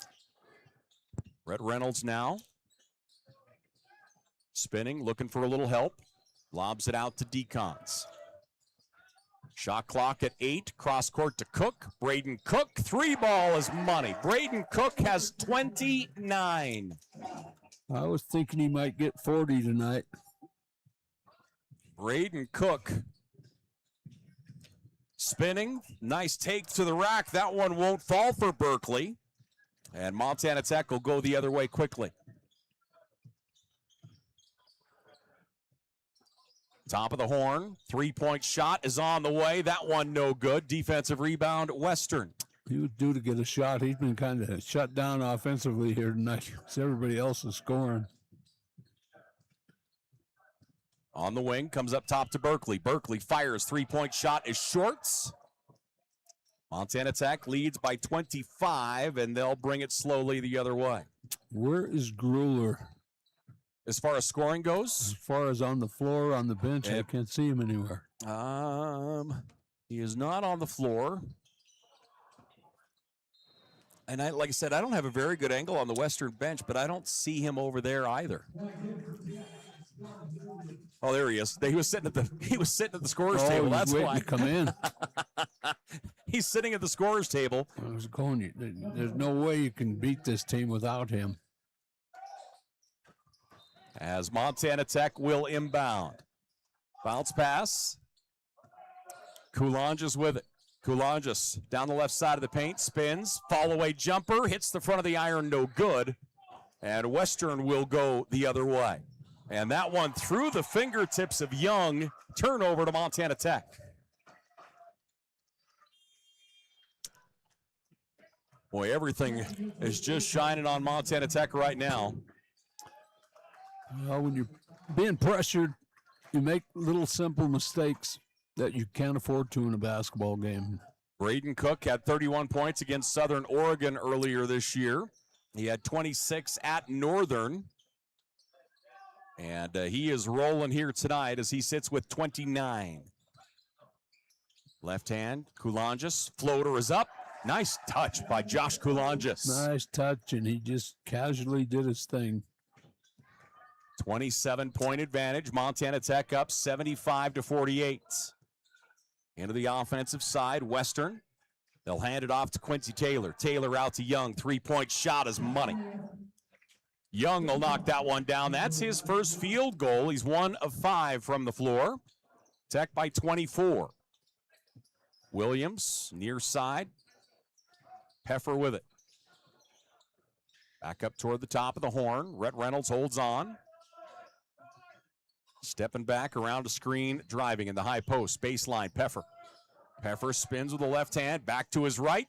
Pump fake, leads, and he will go to the foul line. Great job getting the defender and Grueller off his feet. Peffer will shoot 2. Yeah, you as a coach just profess, stay on the ground, stay on the ground. But you know what human nature tells you? Mm-hmm. Get up in the air, get up in the air. Yeah, it's so anti what your body wants to do. Yeah, it really is. So Peff at the line. His first is money. Peffer, obviously a student of the John Thatcher School of Free Throws. 55% from the free throw line for Peff. I don't like that. You swearing at me And like that. actually, it was even meaner to Peffer. I apologize, Carson. I love this kid. He's Yeah. such a good guy. My players are usually under 50%. Peff's second is good. Don't embarrass the kid. 26-point lead for Montana Tech. Into the offensive side. Pass goes to the elbow to Merritt. Merritt comes all the way back up top to Taylor. Taylor, little shake and bake into the lane. Pump fake once. Taylor up and in. Taylor's played really well today. Quincy Taylor, the senior. Western has good players. They just ran into a juggernaut defensive team here tonight. Kulonjis across. Now into the hands of Peffer. Young on him defensively. That one poke checked away. Tech basketball.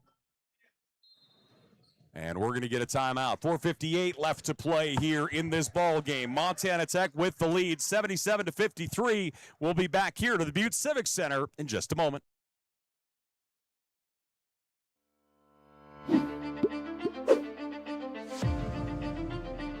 Nucor is a great company.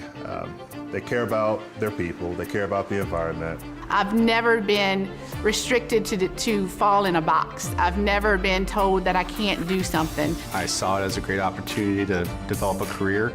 You create your own destiny at Nucor. We're building something bigger out here at Nucor. Come join us.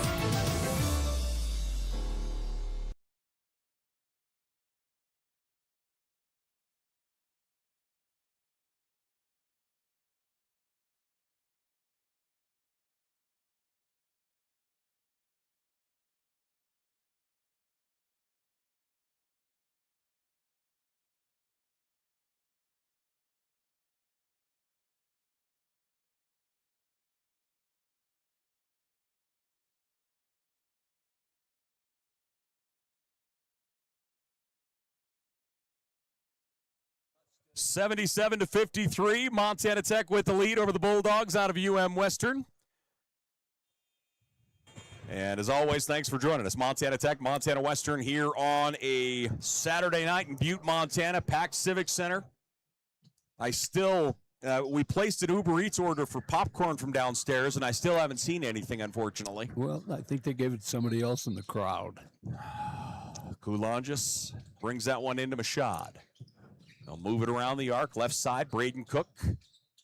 Pops, Cook, front of the rim, no. Defensive rebound, Western, and back the other way comes Merritt. Merritt all the way through the key, bounce pass to the baseline, Grueller. 4:40 left to play. Grueller, nice pass underneath. Merritt unable to slam it home. Montana Tech the other way. Behind everybody, Asher Williams rolls it in. Great job of running the floor. Great recognition from the guard. Western down by 26. We'll bring her the other way. Young gets it on the far right wing.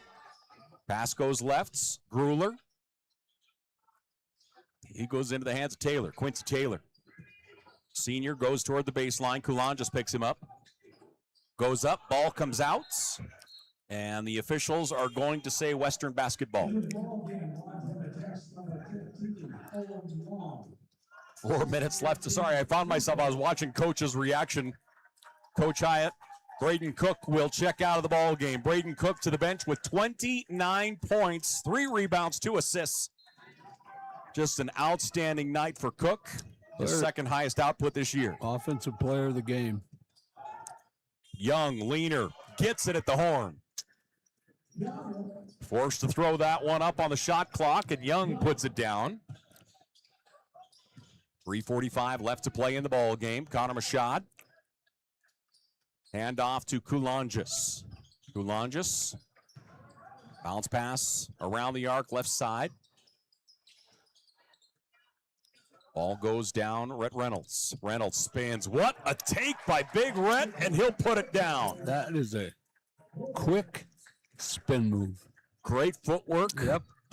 Everything about that was picture perfect. Stewart feeds it in, taken away by Reynolds. Back the other way. 3-point shot. Good. Knocking it down for Montana Tech is Owen Long. The junior out of Three Forks will drain it. Getting some playing time. Put it up, Owen. Driving Stewart shot will roll in. Stewart has 17 points Special player. He honestly really is. I truly one of my favorite players in the conference just to watch. He's so smooth. Long, around a screen. Long, looking for somewhere to go. Backs it up to Mashad around left side. Asher Williams, 10 on the shot clock. Asher will fire, and he gets it. I think he knew he was coming out for a substitution, so you might as well take the shot. Asher Williams knocks that one down. He has 18 points here, the young true freshman. Stewart attacks and gets it. Turns that corner quick. Boy, he seems like he gains speed, like he's a speed skater somehow. Williams to Long, timeout just for substitutions. So a timeout just for substitutions.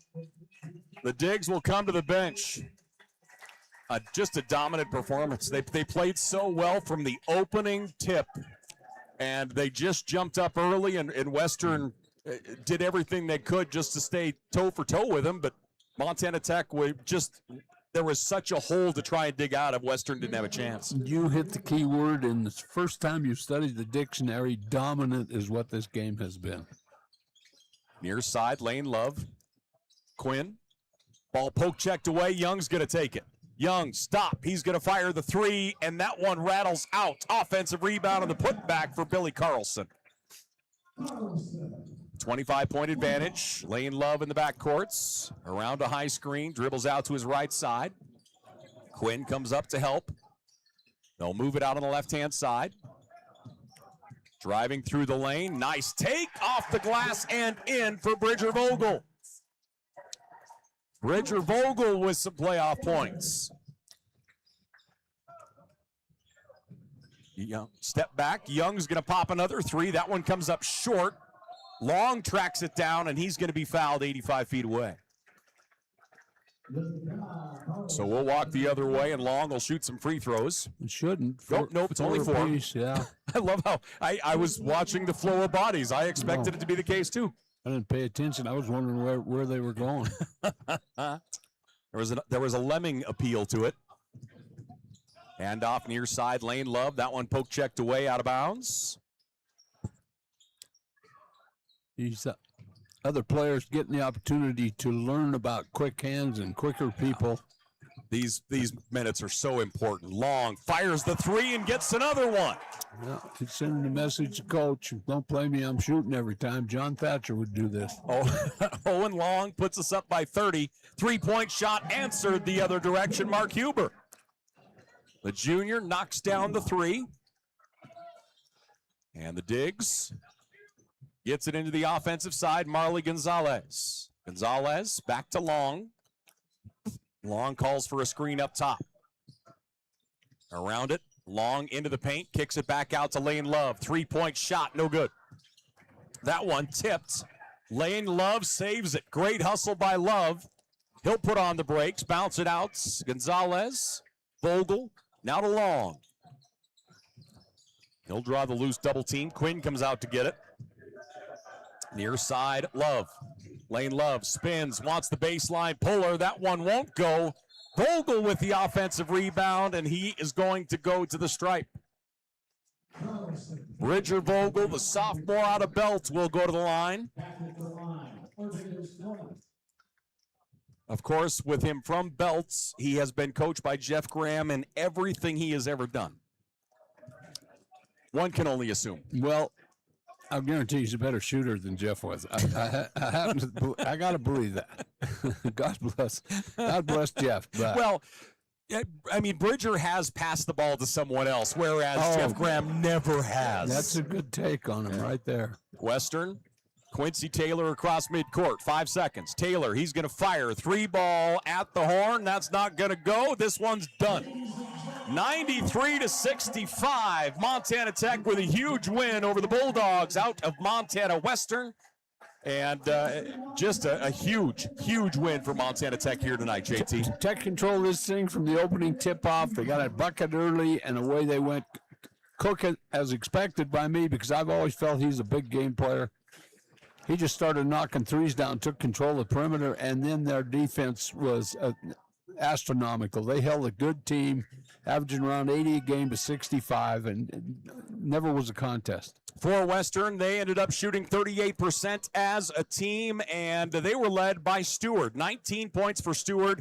He just had himself a great ball game. 10 points for Grueller, 7 for Young, also 7 for Merritt. From there, you have Taylor and Huber, each with 5, Carlson with 4, and Berkeley with 3 points for Montana Tech. Western pulled down 22 rebounds, which was 16 less than Montana Tech. 6 of those were offensive rebounds, and they ended up with 6 second chance points in the ball game. The other side for Montana Tech, they end up shooting 60% from the floor. They were led by Braden Cook. Cook gets 29. Williams with 18 points on the evening. Then from there, you have Connor Machad with 8. Hayden Decons with 8 as well. Peffer and Coulangis each with 7. Reynolds gets 4, followed up by Vogel and Venema, each with 3 points, and Montana Tech puts up 93 for a win. They get 38 total rebounds. Let's see here. 8 of those were offensive for 12 second chance points, and just a monster win for Montana Tech. Well, they came here with a purpose in mind, and when you put me on the radio or whatever you call that thing, and we interviewed, I told you I expect them to win this basketball tournament. If they can put it together for 3 days like this, they will walk away out of here the champions. Coach Adam Hyatt has come up to chat with us, and I'll steal your headphones there, JT. And we'll go and check in with Coach Hyatt as a Montana Tech just put together an incredible performance. As Adam Hyatt joining me, Coach, congratulations. Word go. It was high energy, and it just what can I help you with? Oh no, I'm just marveling at. We got all sorts of candies and assorted goods up here. Well, there's cough drops, there's peanut M&Ms if you need it. Some water. Yeah, I love it. You guys are you need to be well stocked here to be, this whole day here doing all these games. You guys are doing a great job. We couldn't ask for a better day, and Montana Tech could not have asked for a better day. Great energy coming out on the floor, really controlled tempo. You jumped out to an early lead and just never looked back. Yeah, energy is key for us. We've been banged up pretty bad like everybody else. Yeah. Everybody's tired at this point. It's been a long, exhausting year. With the travel, the back-to-back games, we've been trying to prioritize rest and recovery, and just so that we could be energized for games, but not cutting any of our preparation short. We're just backing off a little bit, and it's been really beneficial for us. And you can see on the floor, we looked really fresh. The basket protection again was bonkers today. Yeah. You look at Red Reynolds on the inside and Venema. Venema has 2, Sports Center type swats out of play. Those, and then the way they altered shots all night long, just a huge factor here for tonight for Tech. Yeah, let's not forget that when we played them Thanksgiving weekend, first of all, Western, very good team. Yes. Talented players. I firmly believe they're a national tournament team. They're deserving to get in. They just need to heal up. They got some guys banged up as well, but they're a terrific team. And so we're going to do everything we can to get them into the tournament, and I fully believe that they can beat teams. Yeah. No question about it. However, when we played them back in Thanksgiving weekend, we gave up 82 points to them, and they just carved us up, and we weren't very good. And, this was kind of a low point of our defensive season, I guess you could say, during that 2-week stretch. And we had to really, really reinvent ourselves from a defensive standpoint and, use the strengths of our team. Every team has different strengths. One of the things that we have been really consistent with this year is just defensively. Yeah. We've been very consistent. Offense comes and goes. There's so many shooting variances, but you can bring it every night with defense. And, fortunately we did. I thought we did such a great job. I remember looking up at the clock late in the game and they had 51 points. I was like, dang, we're guarding pretty well right now. Very well. So hopefully we can keep it up. It's all about energy and legs. And, if we can have a little bit of life tomorrow, then we'll have a chance. Now let's talk about that a little bit. I would have to assume you think that we've gone all season with Friday, Saturday games. This is going to be kind of like another day at the office and turn around and take on a rested Rocky Mountain College team. Yeah, there's no other way to look at it. Yeah. Honestly, it's like you take the draw that you're given, and this is where we are. So it's like we've been telling our guys, you got to win 3 in 3 days. And so a lot of our players, we have very accomplished players. State championship players on our roster. You want to win a state championship, you have to win 3 games in 3 days. So that's really been the message. It's like, fellas, we're just turning back the clock here. We're going back to state tournament format. So we're excited for the opportunity. No easy outs in the Frontier. We say it all the time, And even though tonight, like the score margin was somewhat lopsided, it definitely was not an easy out for us. I mean, we had to work for it, especially the way they came out in the second half, and we knew they were, and just we just had to withstand the initial avalanche that they were going to try to throw at us, and we did, and then we were able to keep them at length. Yeah, they're a team that can score in droves. I mean, they can put up just a boatload of points in a matter of minutes. They came at you hard. You were able to respond, get those points back, and then hold them off. It's a big win and a great opportunity for Montana Tech to jump into the semis and take on Rocky tomorrow night. I love it. All right, thanks, you guys. You guys do an awesome job, and we're going to try to get rested up and see if we can compete tomorrow. All right, Coach Adam Hyatt, ladies and gentlemen, as Montana Tech gets a big win over the Bulldogs out of Montana Western. So we have one game left in the quarterfinals as Dakota State taking on Carroll College. That will be our final game of the night here on the Frontier Conference stream. We'll be back here to Butte, Montana, with that game coming up in just a bit.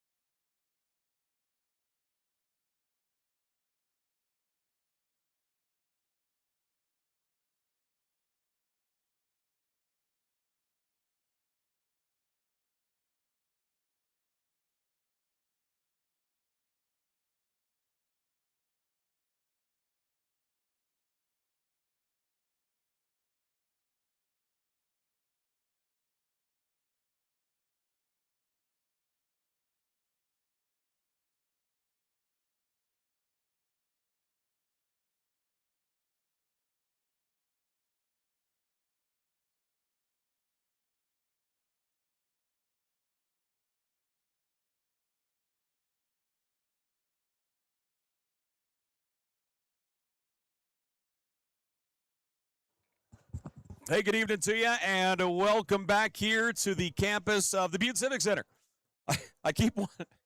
One of these days I'm not going to say the campus. I am so used to us doing our normal broadcast, but we are here at the Butte Civic Center, brand new floor, and our final game here of the quarterfinals is Carroll College getting ready to take on the Trojans out of Dakota State. Paul Panisco, John Thatcher, as we get ready for our nightcap here tonight. Carroll College, the 3 seed, Dakota State, the 6 seed, and this is another one of those where that might be a misleading thing to look at, that 3 seed compared to a 6 seed. No question about it. They had two close games. Carroll won them both. Won the first one at Mayville by 1, and then Carroll managed to finagle out a 5-point win over at Carroll College. So they're evenly matched up, and I really expected maybe some tempo changes here, but after reading those 2 game scores and watching these guys warm up, they're going to get her up and down the floor, son. Well, let's take a look at the matchups here between the two. The Trojans come in averaging about 75 points a game. Carroll about 10 points better than the Trojans in that respect, averaging nearly 86 points a game. The Saints and Montana Tech have shot over 50% all year long. Carroll does a great job of making sure they get the shot they want. They're shooting over 50%. The Trojans at 48%. Carroll, the difference there is that defensive number. Trojans' defense is quite a bit more stingy. They're only giving up about 66 points a game. On the other side, Carroll giving up about 80 a game. And Carroll's defense, again, not as stingy as the Trojans as far as field goal percentage. Carroll allowing their opponents to shoot just under 50%. Trojans allowing their opponents to shoot 44%. Yeah, well, you're looking at different coaches have this philosophy. They all say they have philosophies. I don't know. I change mine every year based on the personnel that I got. I really did. No, I had the personnel in your head. And Carroll's philosophy is, because of their quickness, get it up and down the floor. Let's shoot the ball. Let's get a shot off in 8 seconds or whatever it takes. And you're going to see Dakota State be a little more controlled when they come down and run their offense. If they don't have the break, they're going to run their stuff. I think Carroll's into let's get the number of shots up. And you and I continue to talk about it. This Carroll team is fast. I mean, they are going to get up and down the floor. They are fun to watch, and they have to be a nightmare to try and defend and make sure that you're not giving up easy fast break points. Well, great point. Transition is the number one thing on the docket, and we'll see how both teams handle that. Well, again, thanks for joining us here with the Frontier Conference. Carroll College taking on Dakota State. This is our final quarterfinal. Let's take a look here at the men's bracket. As it stands right now, we're just awaiting the winner of this one. As we have one semifinal set, Rocky Mountain College will take on Montana Tech at 5 p.m. tomorrow. And then Northern awaits the winner of this, as Northern, with a monster win over Bellevue, dominated that whole ball game. Northern awaits the winner of this one for a 7:30 semifinal tomorrow night here on this floor. Northern plays the winner of this? Yep. Oh, that's going to be a great matchup tomorrow. I'm really interested in that. And if Northern's playing up to par like they did today. There you go. Sam? For some reason, I thought Tech played the winner of this. Nope, Tech and... is it time for me to go home and go to bed? Maybe you might need a little night-night, buddy. It'll be all right. A little shot of whiskey and a... Tech and Rocky tomorrow is the early one, and the winner of this one will take on Northern at 7:30. Here's the women's bracket. Things will start tomorrow at noon. Dakota State, on the women's side, will take on Northern, and then Montana Tech will do battle with Western. Those are the women's games in the semifinal, and those are coming up tomorrow. Yeah, in my mind, 2 teams pulled upsets to get where they're at. Yep. And again, it's the hunger to get to the national tournament. And if you finish down and just had a 500-plus record, you got to win this thing to go to the national tournament. So kudos to those teams that pulled the upset. Well, let's take a look at the starters here, shall we? We'll start things off for the Trojans out of Dakota State. And their starting 5, or what we expect to be their starting 5. I talked to Coach earlier in the week, and he's like, here's the starters, I think. But I do believe they did get set. So those are the starting 5. And again, they might be a little bit off. But the ones we do know is Panconen, Morgan, and Segner for sure will be starting. possibly the Beckwiths in there as well. Are they twin brothers? They're brothers. They're brothers. Yeah. On the other side, for the Saints out of Carroll College, it all goes through Isaiah Crane. Isaiah Crane, certainly the guy to beat here for Carroll College, comes in as the offensive player of the year in the Frontier Conference. Kellen Harrison does a tremendous job at guard. Then from there, Isaac Round on the inside. De La Cruz is a nightmare defensive type player.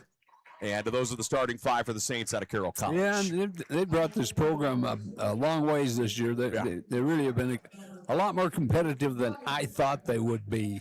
Just have done a great job. They truly have, and I don't. And again, it's a fun. It's my style of basketball, or the basketball I like to be around. And this Carroll team just rips up and down the floor, and they're a nightmare defensively as they get a lot of steals on the perimeter. De La Cruz is going to take it away from you. Harrison is going to take it away from you. Kellen Harrison has really done a nice job as he got thrown kind of into the Wolves early and has just produced. So Dakota State wearing the black with blue trim. Carroll College is wearing their white with purple and gold. And we are ready to roll here. We've got 20 minutes on the clock. Carroll will get their starters. Then we'll get our champions of character as well. And we're getting set for our final game of the night. We've had tremendous crowds all day long. We've had great basketball. And couldn't be happier with it being back here in the Butte Civic Center. No, and it's roomy. You could stack this in somewhere else, you'd have a packed house, but that's how much room we have in here. No better venue to watch a game at than this place. So again, thanks for joining us here as we get the Carroll starters coming out. Harrison the next out. Again, quick look at the matchup between the two as far as numbers go. And this one should be a fun one. As JT said, Carroll College won both. The first game, was it at Dakota State? Carroll won by 1, or was it by 5 on the road? No, it was at Dakota State. Okay. Carroll won 82-81, okay. And then they beat them by 5 at Carroll, I believe 86-81. So this should be an outstanding one here. So we're going to see some points put on the board. As a coach and as a team, is it hard to watch 2 full days of basketball before you finally get your opportunity? I guess I'm not understanding the question. This is the final game here of our first 2 days. Yes. And we've had nothing but wall-to-wall basketball since, noon yesterday. The idea of kind of sitting on your hands and waiting, is that tough, or is it a... Well, if you just do that, sit on your hands and wait, you got to go find something to do. They're kids. Take them to the mall, which we don't have. But take them somewhere and let them enjoy life a little bit. You got to let them come and see some of the games. I'm sure Dakota State came here and watched the girls play the other day because they're not going to travel in separate entities a day apart. So Carroll College is the same. People they want to come and watch the girls, and now they get an opportunity to watch the boys tonight. You got to figure that out. You and I there's things we like to do, fish, and a lot of other things. And we want to go do that. We don't care if we got a game at 5 o'clock. We want to hit the river at 8, catch a couple browns, and come home, right? Let them live their lives, but you can't just lounge around the hotel, motel room all day. Aiden McGarvin, the forward out of Carroll College, will get the champion of character for Carroll. McGarvin, a senior from Eagle, Idaho. Our own Reese Layton hails from Eagle, Idaho. Eagle, Idaho. Yep. And that is near what? Boise. Yep, basically Boise. And on the other side, for Dakota State's, it is going to be Panconen. Braden Panconen, the junior out of Del Rapids, South Dakota. As Panconen will be given his trophy as champion of character. Gets a just round of applause from the crew that's here. Well, he's thankful, and yeah. Coaches sure showed an appreciation for him.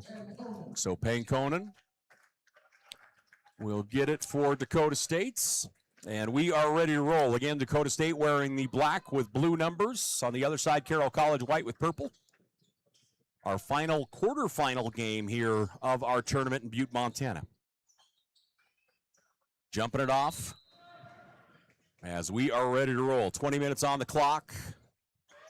And let's get this thing started. Dakota State will control the opening tip. And we are underway. Moving left, Pankonen. Drifts out to the right side, now top of the horn. Move it right. Now down on the interior as they roll it inside to Morgan. Morgan through the double team, puts it up with the right hand, no good. Tipped out, whistling a foul on the rebound. And the shove call is going to go on Isaiah Crane. So Crane will get the first whistle of this ball game, 20 seconds in. Not the guy you want the foul on right away in the game. Nada. And that will allow Dakota State to inbound. Fresh shot clock. Down to the block it goes. Sky hook, it's up and out. Good look that time by Sagner, just couldn't get it to go. And the other way come the Saints. Crane up top. De La Cruz on his left. Harrison on his right. Now coming up is Round, and he'll get it. De La Cruz now to Crane. Facing the 2-3 zone. Crane, top of the horn. Pass comes near side. Now down in the corner, De La Cruz. He'll fire from 12 on the baseline. No good. Defensive rebound, Dakota State. His last two possessions, both teams, that's nerves. Top of the horn with it. And off Pankonen for three, and he gets it. I was watching him warm up. You want to talk about a kid that can knock shots down. Yeah. Quick release. Gets good elevation on his shot. Dakota State leading 3-0. Saints in the high post. De La Cruz. Bounce pass to Round. Round will attack. He gets by the defender, but can't finish. Rebound Sagner the other way. Pankonen. Jump stop. They'll move it around the arc right side. Now back here on the near side, Pankonen. Down to the block it goes. Three-point shot on the way. That one rattles out by Tyler Beckwith. Baseline, offensive rebound, no. Now another offensive rebound. Pankonen will reload and hits his second. Yeah, that doesn't surprise me. That guy has, that's a quick timeout. That is a quick timeout. Woo, coach is not happy. Coach is fired up. Coach Pearson, second season with Carroll College. Don't holler at my son. 2 minutes gone here in this one. Dakota State leading 6-0. And I should say Pankonen leads this one 6-0 right out of the gate as he has knocked down a pair of three-pointers and knocking them from deep. Coach did not back off that whole time of chewing people out, and he's right. So when you say he's right, what's in what context? Just as far as effort, effort. Yeah, he could see the effort wasn't there. I could see the effort wasn't there. I was just making sure we were on the same hustled page. them for balls. They got wide open threes. No. Crane to De La Cruz, back to Crane. And nobody's going to sue him over that. Up top, comes here on the near side. Harrison around a screen. Three-point shot, no good. Blocking out with a rebound is Beckwith to Pankonen. Pankonen out to Beckwith. That is Tyler Beckwith. To Sagner. Sagner here on the near side, whistle and a foul. We get a legal screen, or? I have no idea what he called. I just saw him point. 3 seconds? With no foul shown, our options are pretty limited. The turnover, anyway, will go to the Saints. They really have an expanded 2-3 zone out here, and all of that is wide open. Great pass down to the block. The shot won't fall that time, as Christie had the opening. Beckwith moving to his left to Pankonen. Dakota State leading 6-0. Beckwith outside the arc. Now it comes up top. Back to Tyler on the baseline. Steps through, in trouble, throws it into the paint. Great pass inside as Lucas Morgan gets the pass, puts it in for the points. Crane, floater, no good. That one's tipped out. Pankonen dives for it. Carroll College continues to have it. De La Cruz, ball fake, attacks, gets it. Yeah, they got a lot of room there to penetrate anywhere in that zone. They really have opened up that zone. We're going to have to see how this works out for him. Lawrence De La Cruz gets his first field goal in the first for Carroll. 8-2, Dakota State with a lead. Baseline take out to Pankonen for three. That one rims out, no good. Tipped, loose, picked up, in traffic, shot won't go, out of bounds. Should be Dakota State ball, as is. The Dakota State at this moment is just out hustling Carroll all over the floor. And it's amazing the number of times we've already seen that in this tournament where the lower seed just comes out on fire and the higher seed kind of lackadaisical. Pankonen out on that far right side, trying to roll it on the interior. Instead, they go left.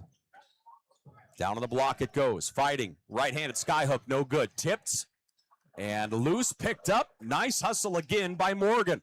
Pankonen, head fake, 3-ball, gets it. That kid's not afraid to let it go. There better be somebody get out there and guard him. Pankonen with 9 of Dakota State's 11. They lead 11-2. Crane. 4 minutes gone. Carroll with 1 field goal thus far. That one stripped away. Big time steal by Beckwith.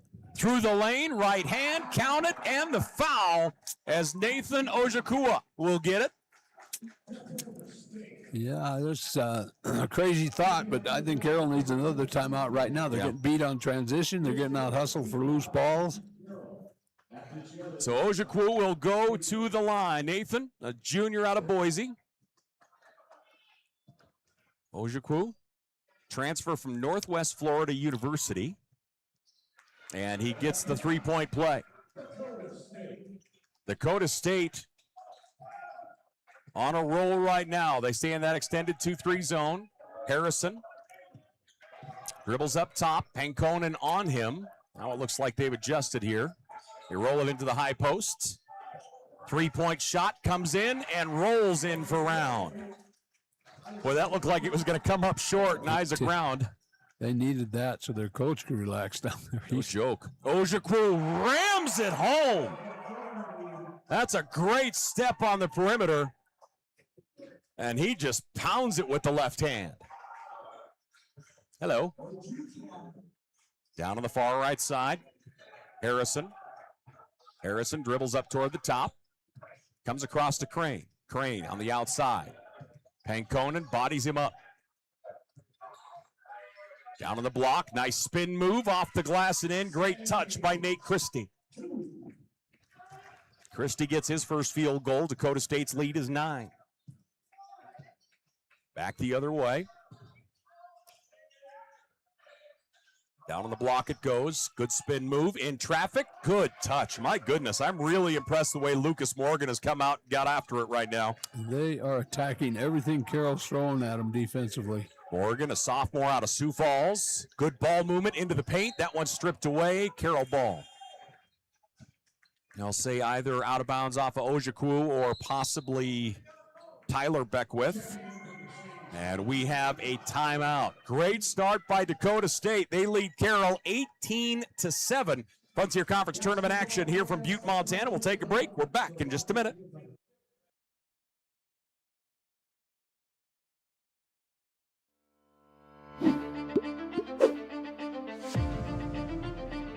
Nucor is a great company.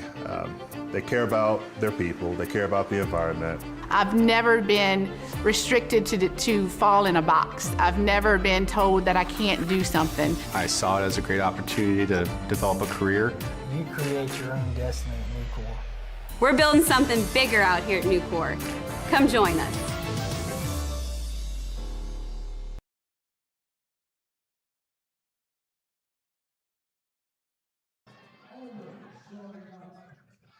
.29 left to play here in the first half. Dakota State out in front of Carroll College as the Trojans shooting 50% from the floor, 60% from the three-point line. And on the other side, Carroll is 3 of 8 for 38% shooting here in the opening 5.5 minutes. I think they have surprised Carroll right out of the chute.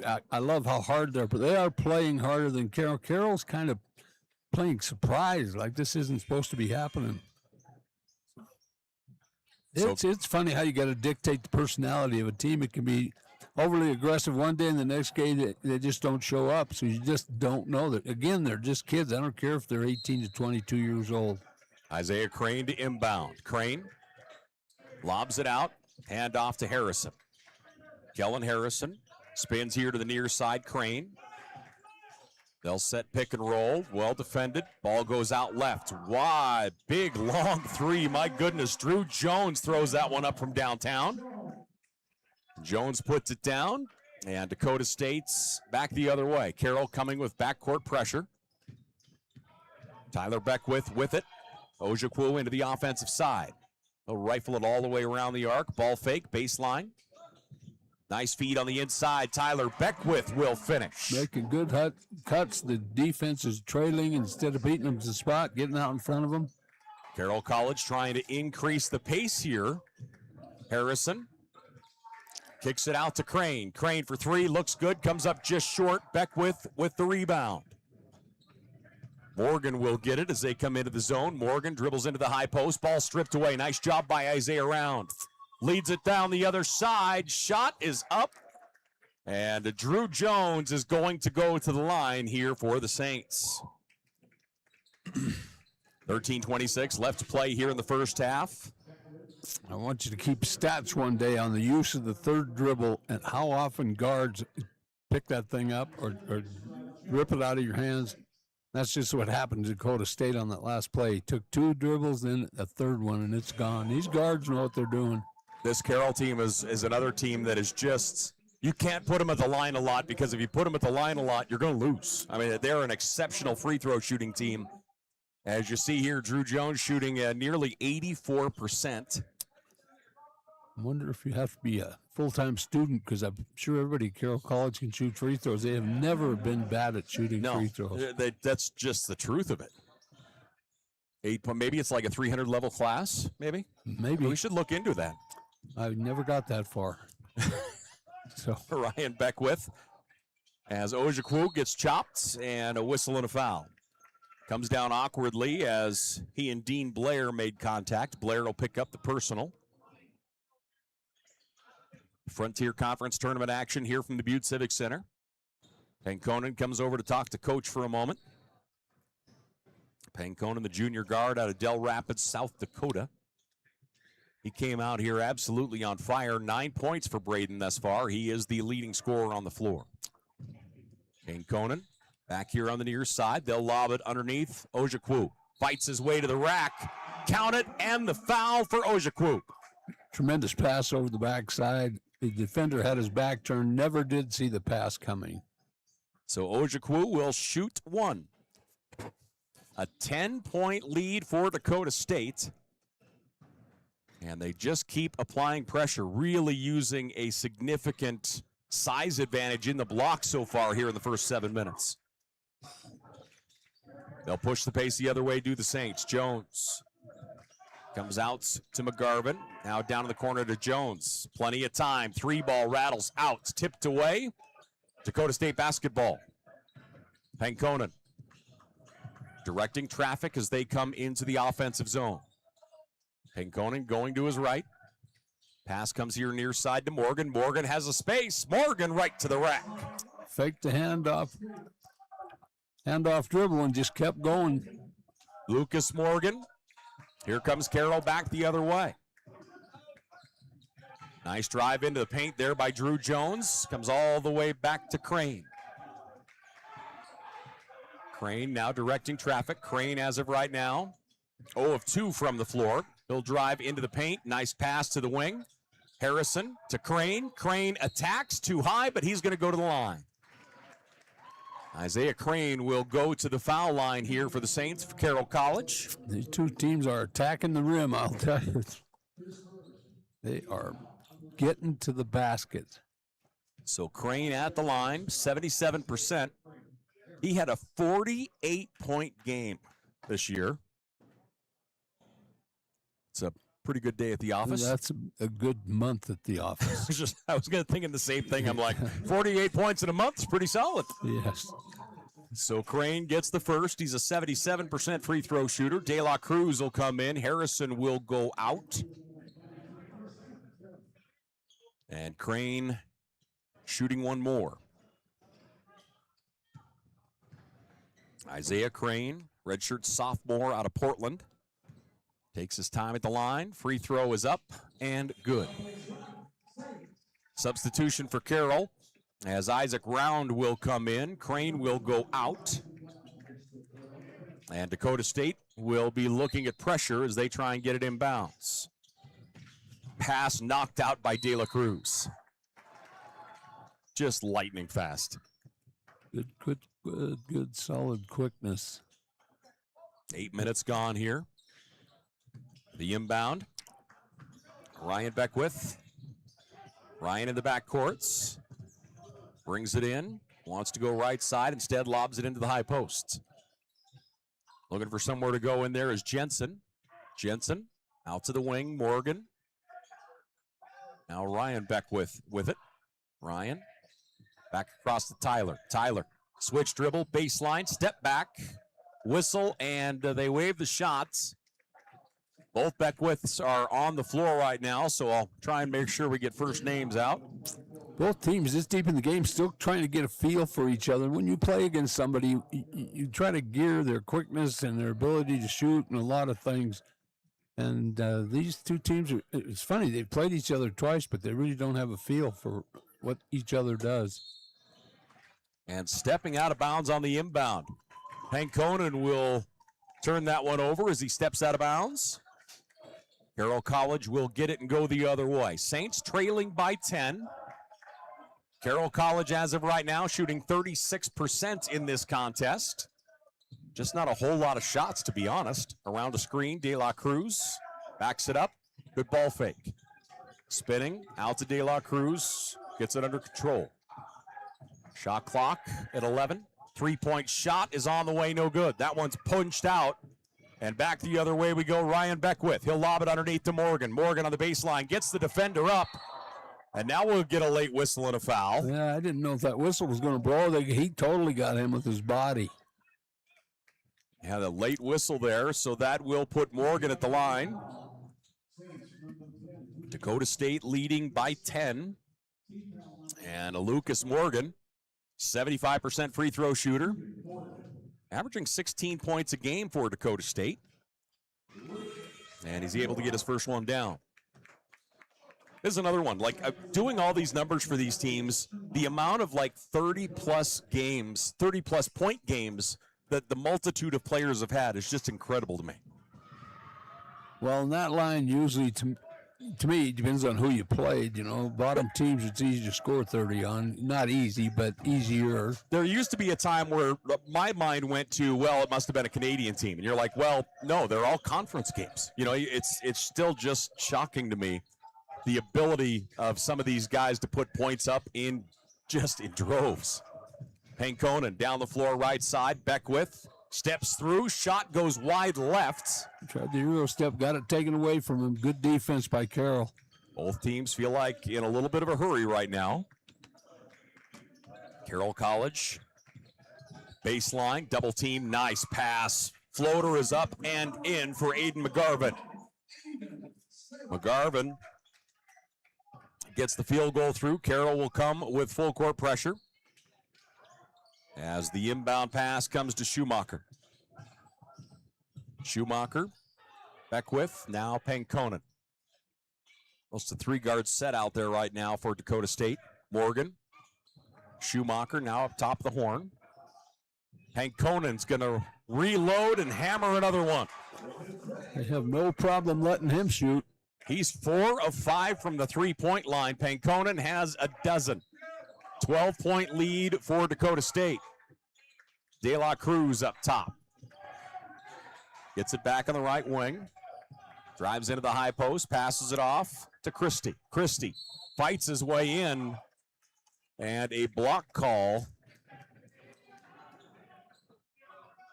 And the call is going to go on Aiden Jensen. 9:40 left to play here in this first half. Dakota State leading by a dozen. And we have a timeout, so we'll take one. Ladies and gentlemen, back to the Civic Center in just a moment. Montana Tech and the Town Pump Charitable Foundation proudly present this week's hometown hero, Action Inc. Action Inc. exists to help people address practical issues and the stress felt during personal crises. Their ultimate goal is simple but powerful, to ensure no one faces hardships alone. Through programs that provide housing assistance, heat assistance, job training for youth, and food and nutrition services for people of all ages, Action Inc. partners with families and individuals to create pathways out of poverty. We thank Action Inc. for the incredible work that they do in our community, and if you would like to discover more of the ways that they help our town, log on to butteassistanceprograms.org. And we thank the Town Pump Charitable Foundation for their ongoing support of local heroes like Action Inc. and for their commitment to strengthening communities across Montana.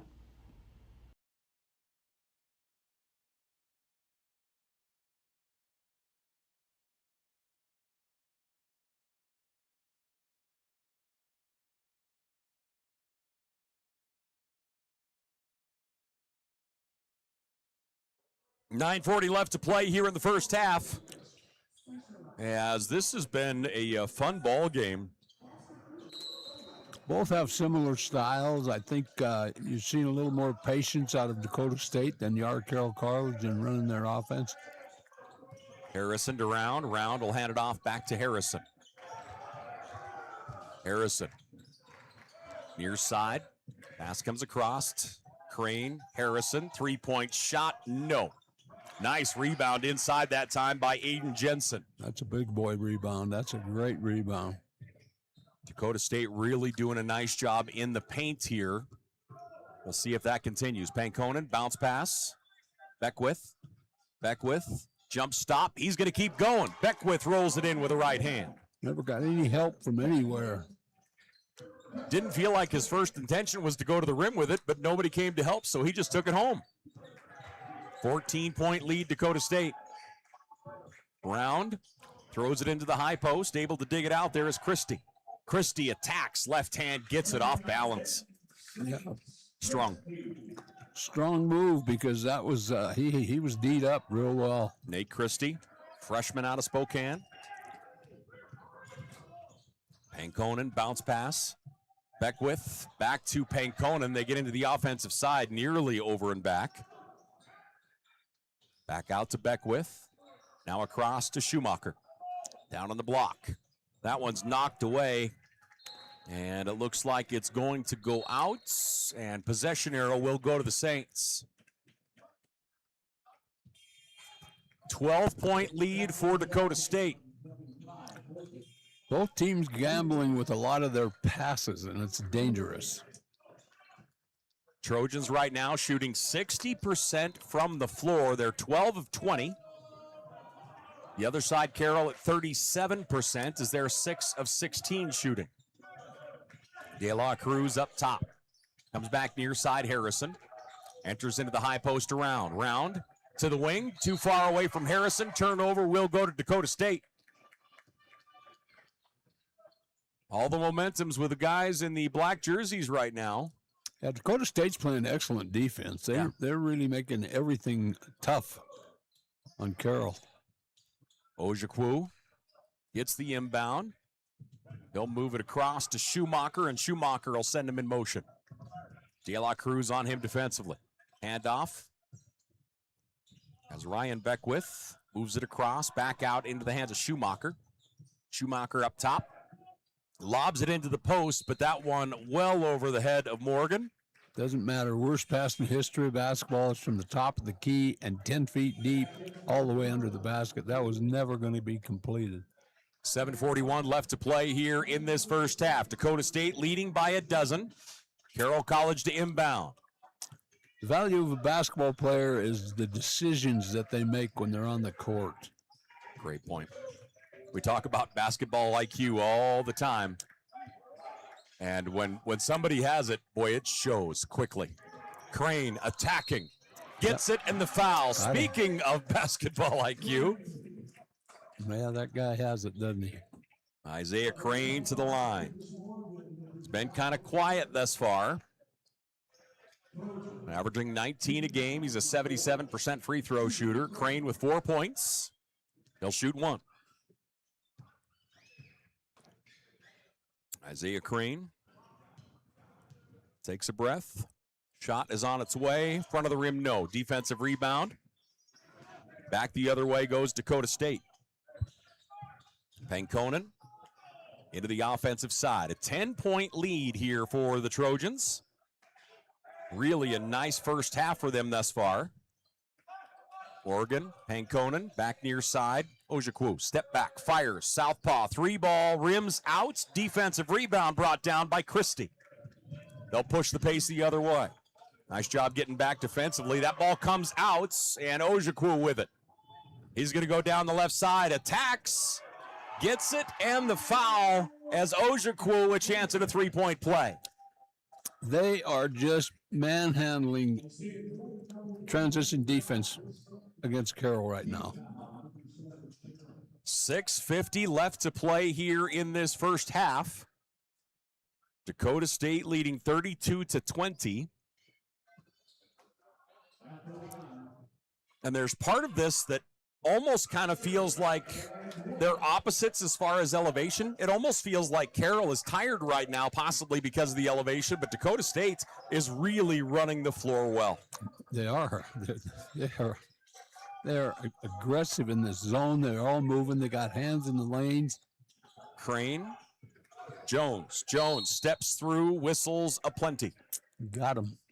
Everybody with stripes on blew a whistle that time, including the guy with nachos across from us. So Carroll College will look to bring it in. Personal foul charge to Ryan Beckwith, the freshman. Three-point shot, Crane. Yeah, you probably should guard him. Oh, man. You can't let him get loose. No. Crane with 7 points, leading scorer for Carroll. 10-point advantage for Dakota State. Pankonen through center circle, drifts right, pass comes to Morgan. Now to Ojukwu, around a screen. No, that one's short, goes out of bounds. Carroll ball. No, he can take a better shot than the last two that he took. And he knows he's hitting himself on the chest. Coach is like, no more of those, please. Yeah. 10-point lead for Dakota State. 6 minutes left to play here in this first half. Our final quarterfinal. To the right elbow. Crane, no. Morgan with a rebound. Morgan with his 5th rebound here of this first half. Pankonen the other way. Pankonen, left side, Morgan. Morgan, inside to Ojukwu. It's tipped, loose on the ground. Carroll College basketball. I don't know. The ball was tipped because he sure didn't enter it correctly. Harrison swatted out of bounds. Boy, Harrison had beaten everybody down the floor in transition. They just were unable to get him the basketball in a timely fashion. And Dakota State comes back and swats that one away. 5:32 left to play here. Oh, nacho cheese on the basketball. Nacho cheese and Pepsi. He's got to get those off the ball. Some of the block shots we have seen today have been disruptive to people's snacks. Oh, great. Yeah, that was a great block shot right there. 10-point lead, Dakota State. And it looks like there's blood on a jersey of Drew Jones. So Drew Jones will go see the trainer quickly. I assume, especially for like white jerseys, I wonder this, and I'm being dead serious. Is this, do you use like the little bleach pens? The idea, because you have to clear it up, or does it get to the point where you even put tape over it? I don't know what you do. In my day, you just bled. It didn't matter if you had blood on you. So, I mean, the rules have changed over time. Well, that was what people came to the Coliseum for, JT, was to see blood. That's true. But I understand the danger of blood. But back through the 70s, nobody cared. Well, and yeah, I wasn't trying to be sarcastic or anything. I wasn't sure what exactly they do in some of those circumstances. Jones around a screen, goes to the baseline, through the double team, whistle and a foul. Pankonen going to be called with a push. Pankonen is gassed. He should be. He's nonstop. So the personal foul is charged to Pankonen. That's his first. 5:24 left to play here in this first half. Dakota State by 10. How tall is Pankonen? He's not very big. Let's see where he's listed here. 5'9". Listed at 5'9". What he loses in size, he makes up for in quickness. The guy's quicker than the cat. Great instincts. Yep. 5:24 left to play in the first half. Carroll will inbound. Crane has Ojukwu in his face. Crane lobs it all the way up top as he goes to Ryan Beckwith. Beckwith moving left. Pass goes down in the corner. Harrison, nice pass feeding underneath. Round shot won't go, and Tyler Beckwith going to be called with a push. So that'll put Round at the line. Nice backdoor cut. Beckwith was not expecting that. A 10-point lead for Dakota State. One little run early, and then, boy, we have not seen, just like I say, kind of that chess match back and forth here as this one continues. Well, both teams averaging in the 80s. They're holding each other down here. There again, we watch two films, figure out their habits, and take them away. Round, front of the iron, no good. Going up and getting the rebound is Jensen. Pankonen across the timeline. Puts on the brakes. They'll feed it up top. Jensen, hand off to Pankonen. And a hold call, I believe. I think Drew Jones going to be called with the hold on Ojukwu. No, both importance of free throws comes into play. So Ojukwu will go to the line here. Frontier Conference tournament action, our final quarterfinal here of this tournament. We'll have semifinals all day tomorrow, 2 on the women's side, 2 on the men's side. And that will prepare us for the championship games on Monday. Front half of the bonus good for Ojukwu. An 11-point lead for the Trojans. Again, these two teams in the regular season, Carroll won both, but by a combined 6 points. Trojans by a dozen. Nice bounce pass down in the block. Shot goes up too strong. Out of bounds. Dakota State basketball. So a timeout on the floor. 4:52 left to play here in the first half. The Trojans up by a dozen. Frontier Conference tournament action. We're back here in just a few.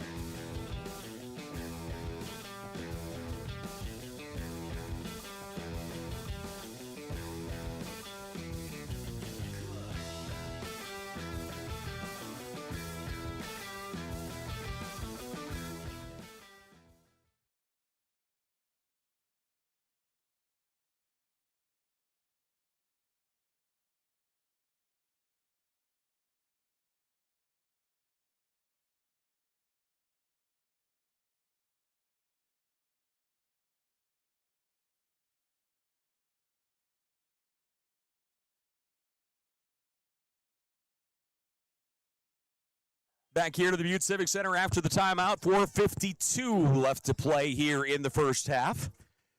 It's been a long, outstanding day here in the mining city. And we'll come back out here on the floor. Dakota State's out of the huddle. They lead by a dozen. Carroll has felt like they're going to make a push several times here over the last 10 minutes or so, and just have been unable to kind of keep the traction to kind of reel them in any more than 1 or 2 at a time. Pankonen, great bounce pass underneath. They get through the press, no problem. Morgan gets the offensive glass, trying to find somewhere to go. That one comes up top to Beckwith. Back underneath, shot, whistle, and a foul. They are really being aggressive down on the block. Dakota State is, yes, and they're making nice entry passes deep inside the paint. And at the foul line is Aiden Jensen. And Jensen shooting his first is money. Dakota State right now is playing with a lot more confidence than Carroll College is. Jensen's second. It's on its way, and a big offensive rebound and the putback. Ojukwu puts it down. And Carroll, a technical foul, it looks like. I don't know what coach is yep, getting a tee over, because I didn't see anything where Carroll kid got fouled or maybe pushed. I don't know. So Ojukwu right now, the leading scorer on the floor. He has 14. He's 5 of 7 from the floor. 2 rebounds, and one of them there was a monster. Pankonen at the line. And Braden knocks down the first. He's an 81% free throw shooter. A technical can do one of two things in this situation. They're going to get blown out because of it, or it's going to inspire his kids to play better. We'll see what happens. I used to get a technical just to stare at the players. That's on you. And for some reason, they rise to the occasion. I don't know what it is. It's called fear, John Thatcher. It's called fear. 17-point lead here for Dakota State, their largest lead of the ball game. And they have led basically the entirety of this first half. Trojans shooting 54% from the floor. Carroll College at 40%. Dakota State 6 more shots right now. The official. Let's see what we've got going on here. He's over kind of talking to the clock in the book.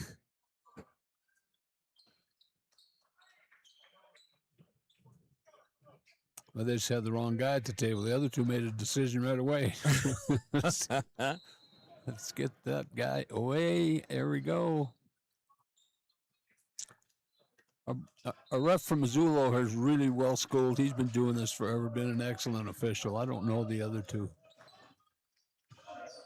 Up top with it is Round. Round to Harrison. Very quiet for him thus far. Now to Crane. Crane feeds it down on the block, gets it back. He has an opening. Three-point shot is money. Again, you can't leave Isaiah Crane open. He has 10 points so far on the day. Ojukwu gets the inbound. He'll dribble it into the offensive side. Almost lost his footing, and it will be a carry. And it was. It was. Guard's got to go back and get the ball. He can't run down the floor. He's got to go back and get it from him. That ball came up. Bigs have a tendency to turn the ball over. Coach pleading his case, but from our angle, the ball kind of came up and got lodged in his elbow almost. I think it touched his hip. Up, shot is in. Nice take that time by Nate Christie. They found a real weakness in that zone. Ojukwu into the high post. They move it across right side. Backing up with it. Ryan Beckwith. Now it comes up top. We're going to get a whistle and a foul. A hand check on Dean Blair. Well, there's been a lot of that going on. I'm surprised to come up with the ticky-tack foul at this point, especially when they're shooting two. Although the ref doesn't think about that, but there's really a lot of hand checking going on out here. I don't know if that's an adequate call or not at this stage. So at the foul line is Morgan. Lucas Morgan shooting two. The first one rims out. No good. And Morgan will get the ball for one more shot here. Morgan's seconds is up and in. 3:34 left to play in the first half. Dakota State by 13. I want you to watch Issaquah. I want you to watch how many times and where he moves once he gets going. In the high post. Shot goes up, no good. Ojukwu comes out with it. As Dean Blair with him. Ojukwu stops, backs it out left side, Pankonen. Pankonen, bounce pass down to Ojukwu. Steps through the double team, left-handed floater, no good, but tipped back up and in as Lucas Morgan puts it home. Good positioning. 15-point lead for Dakota State. But nice bounce pass underneath as that one goes to Blair. Blair back up top in the corner. Harrison, no. Long rebound. Pankonen gets hammered. Oh, he just got legs tied up. The crowd probably wants a foul. From my angle, boy, he got him with the elbow up in the head. Pankonen gets up slowly. 2:48 left to play here in this first half.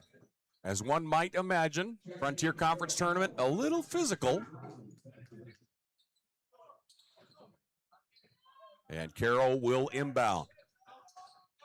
De La Cruz to Crane. Crane moves it around the arc, left side. Kellen Harrison. Crane back here to Round. Round's going to pull the trigger. Three-point shot, no good. That one's tipped up. Mont back the other way quickly. Nice job stripping that one away. And going down out on the concrete is Round. Isaac Round went down hard beyond the floor. There wasn't a foul call on that? I don't believe so. I thought he reached clear across his arms to do that. So 15-point lead. But that's why I'm sitting up here, and they're Yeah. looking right at it. Yeah, I mean, the same. But we always, every once in a while, we look at each other, and the official's right on top of it. The inbound pass left side. Morgan has it. Whistle and a foul as that one gets lobbed down underneath. Yeah, that's what you call trying to get a wrestling takedown. He absolutely had his arms around him, was pulling on him, everything. Crane is going to pick up his third personal. They're not happy with the physical play that they're getting out of Dakota State. It's kind of a let's get even over this, but they've got to get in their head. They have got to relax and get back in the game, forget the physical stuff that's taking place. So Crane will come out. In for him is Aiden McGarvin, the senior. Crane to the bench. And at the foul line, Ojukwu shooting his second. Ojukwu 4 of 6 from the foul line. Second hits iron, no good. Knocked around De La Cruz. Quickly the other way into the offensive zone. De La Cruz moves it across to Round. Now back to McGarvin. That one taken away. Pankonen, 2-on-1. Pankonen right to the rack. Looking to get back quickly. Kellen Harrison into the lane. Pass out to Round. Round steps through. Great feed to the baseline as Round to Christie, and Christie converts. When you play that zone that high and that wide, your wings are out, that baseline is open all night long. Good defense, Kellen Harrison. That one goes off the foot of Lucas Morgan. Carroll College will get the turnover and keep the ball in their offensive zone. That is turnover number 9 for Dakota State here in this ball game. They're out-rebounding Carroll College 21-7. But Carroll doing a much better job holding on to the rock. They have 4 turnovers again as opposed to 9 on the other side for Dakota State. De La Cruz drives into the paint. He has a little opening, and he knocks it down. Yeah, that's way too easy. Yeah. Those guards got to crash back down in. $1:36 left to play in the first half. Pankonen.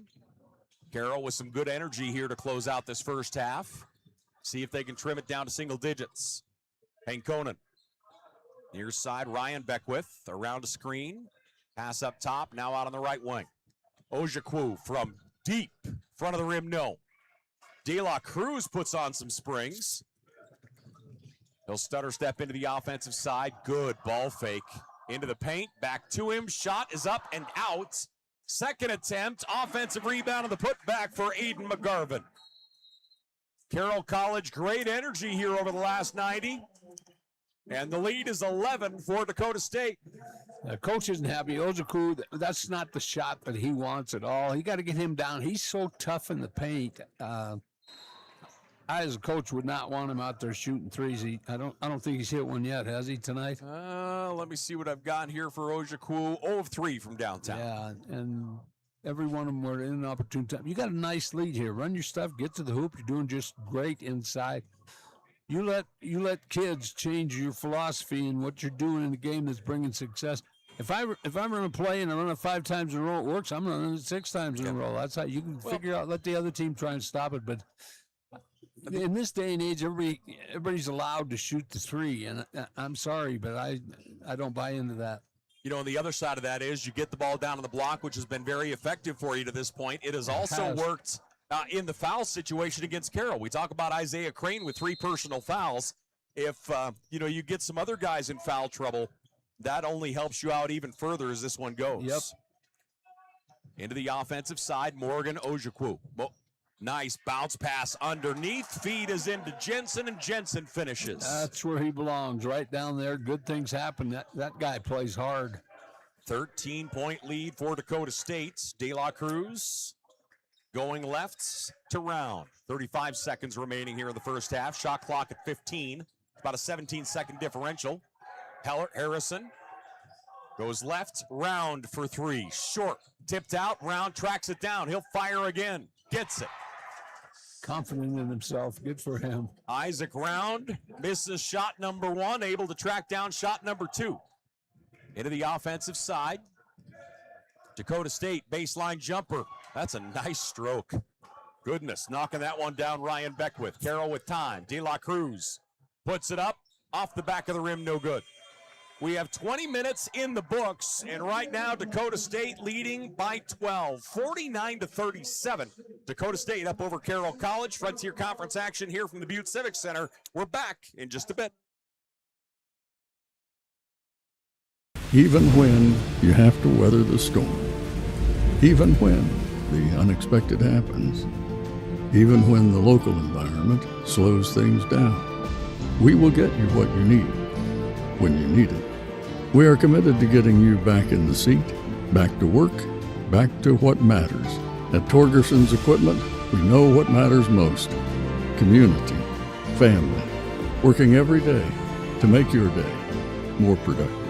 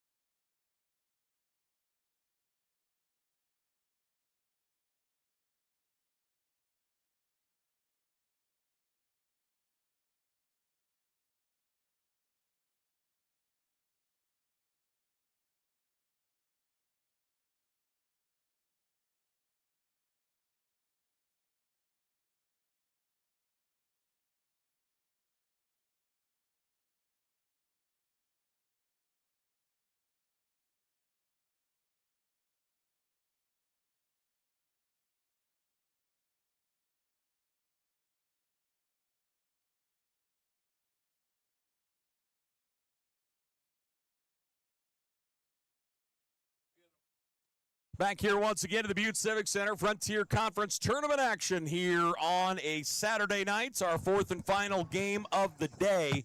And right now, Dakota State leading Carroll College 49-37, JT. Walk us through that first 20 minutes.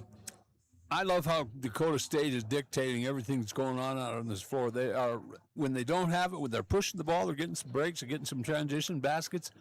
But when it's not there, they've got a great guard. He just sets things up, and by the way, he can shoot. He hit 3 threes. Little guy, 5'7", so I got to favor him a little bit.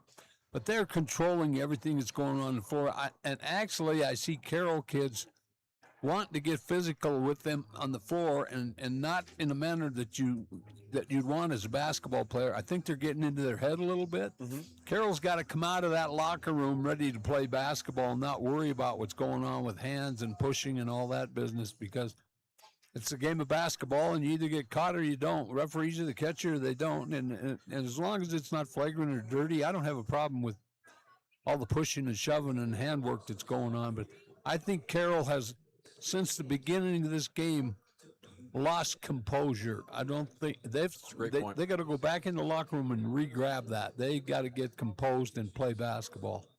So let's run through the numbers. We'll start things off for the Saints of Carroll College. 37 points in the first 20 minutes. They were 14 of 32 from the floor in that first half, shooting 44%. They were 5 of 16 from downtown for 31%, and 4 of 7 from the foul line in the first 20 minutes. Carroll with 4 turnovers, which, I mean, you're ecstatic with, especially at this level.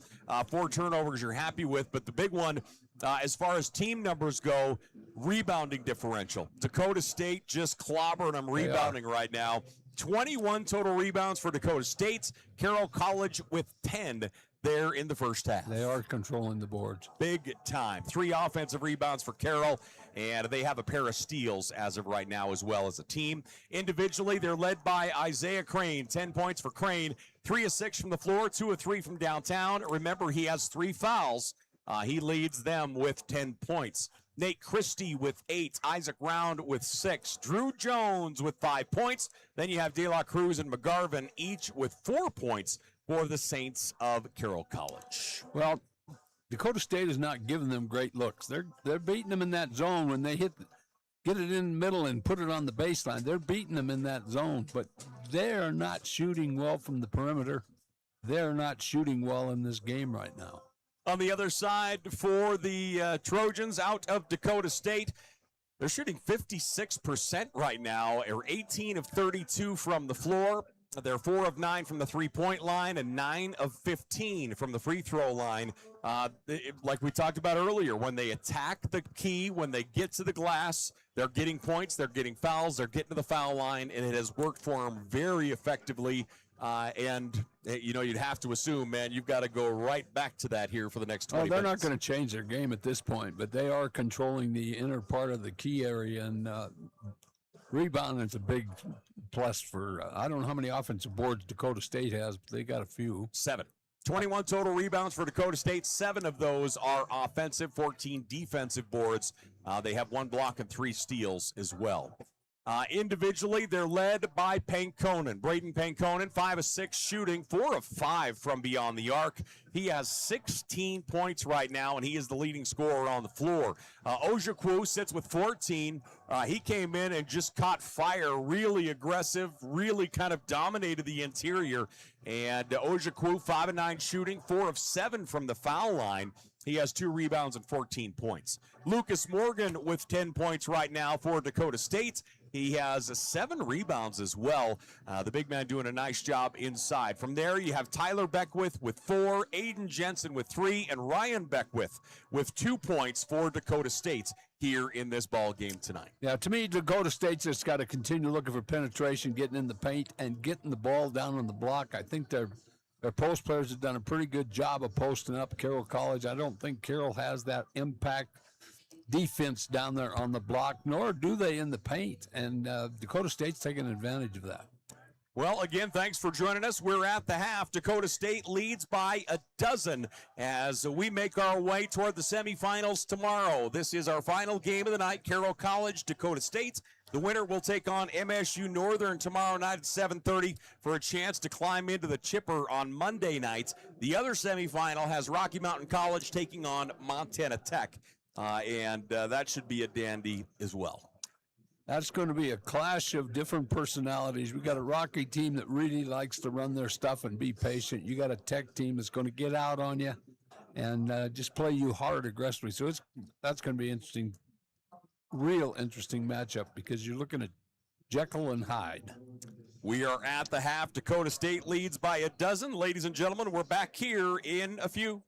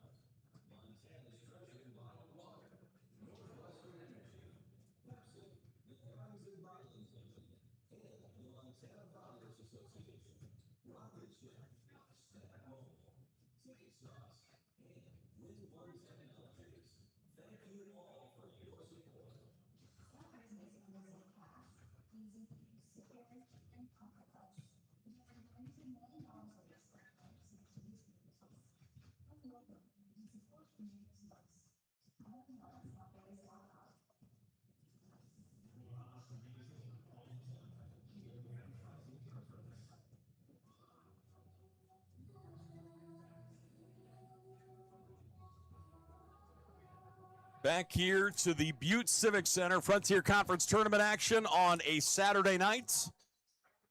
We have one half of basketball left to decide who are going to be playing in our semi.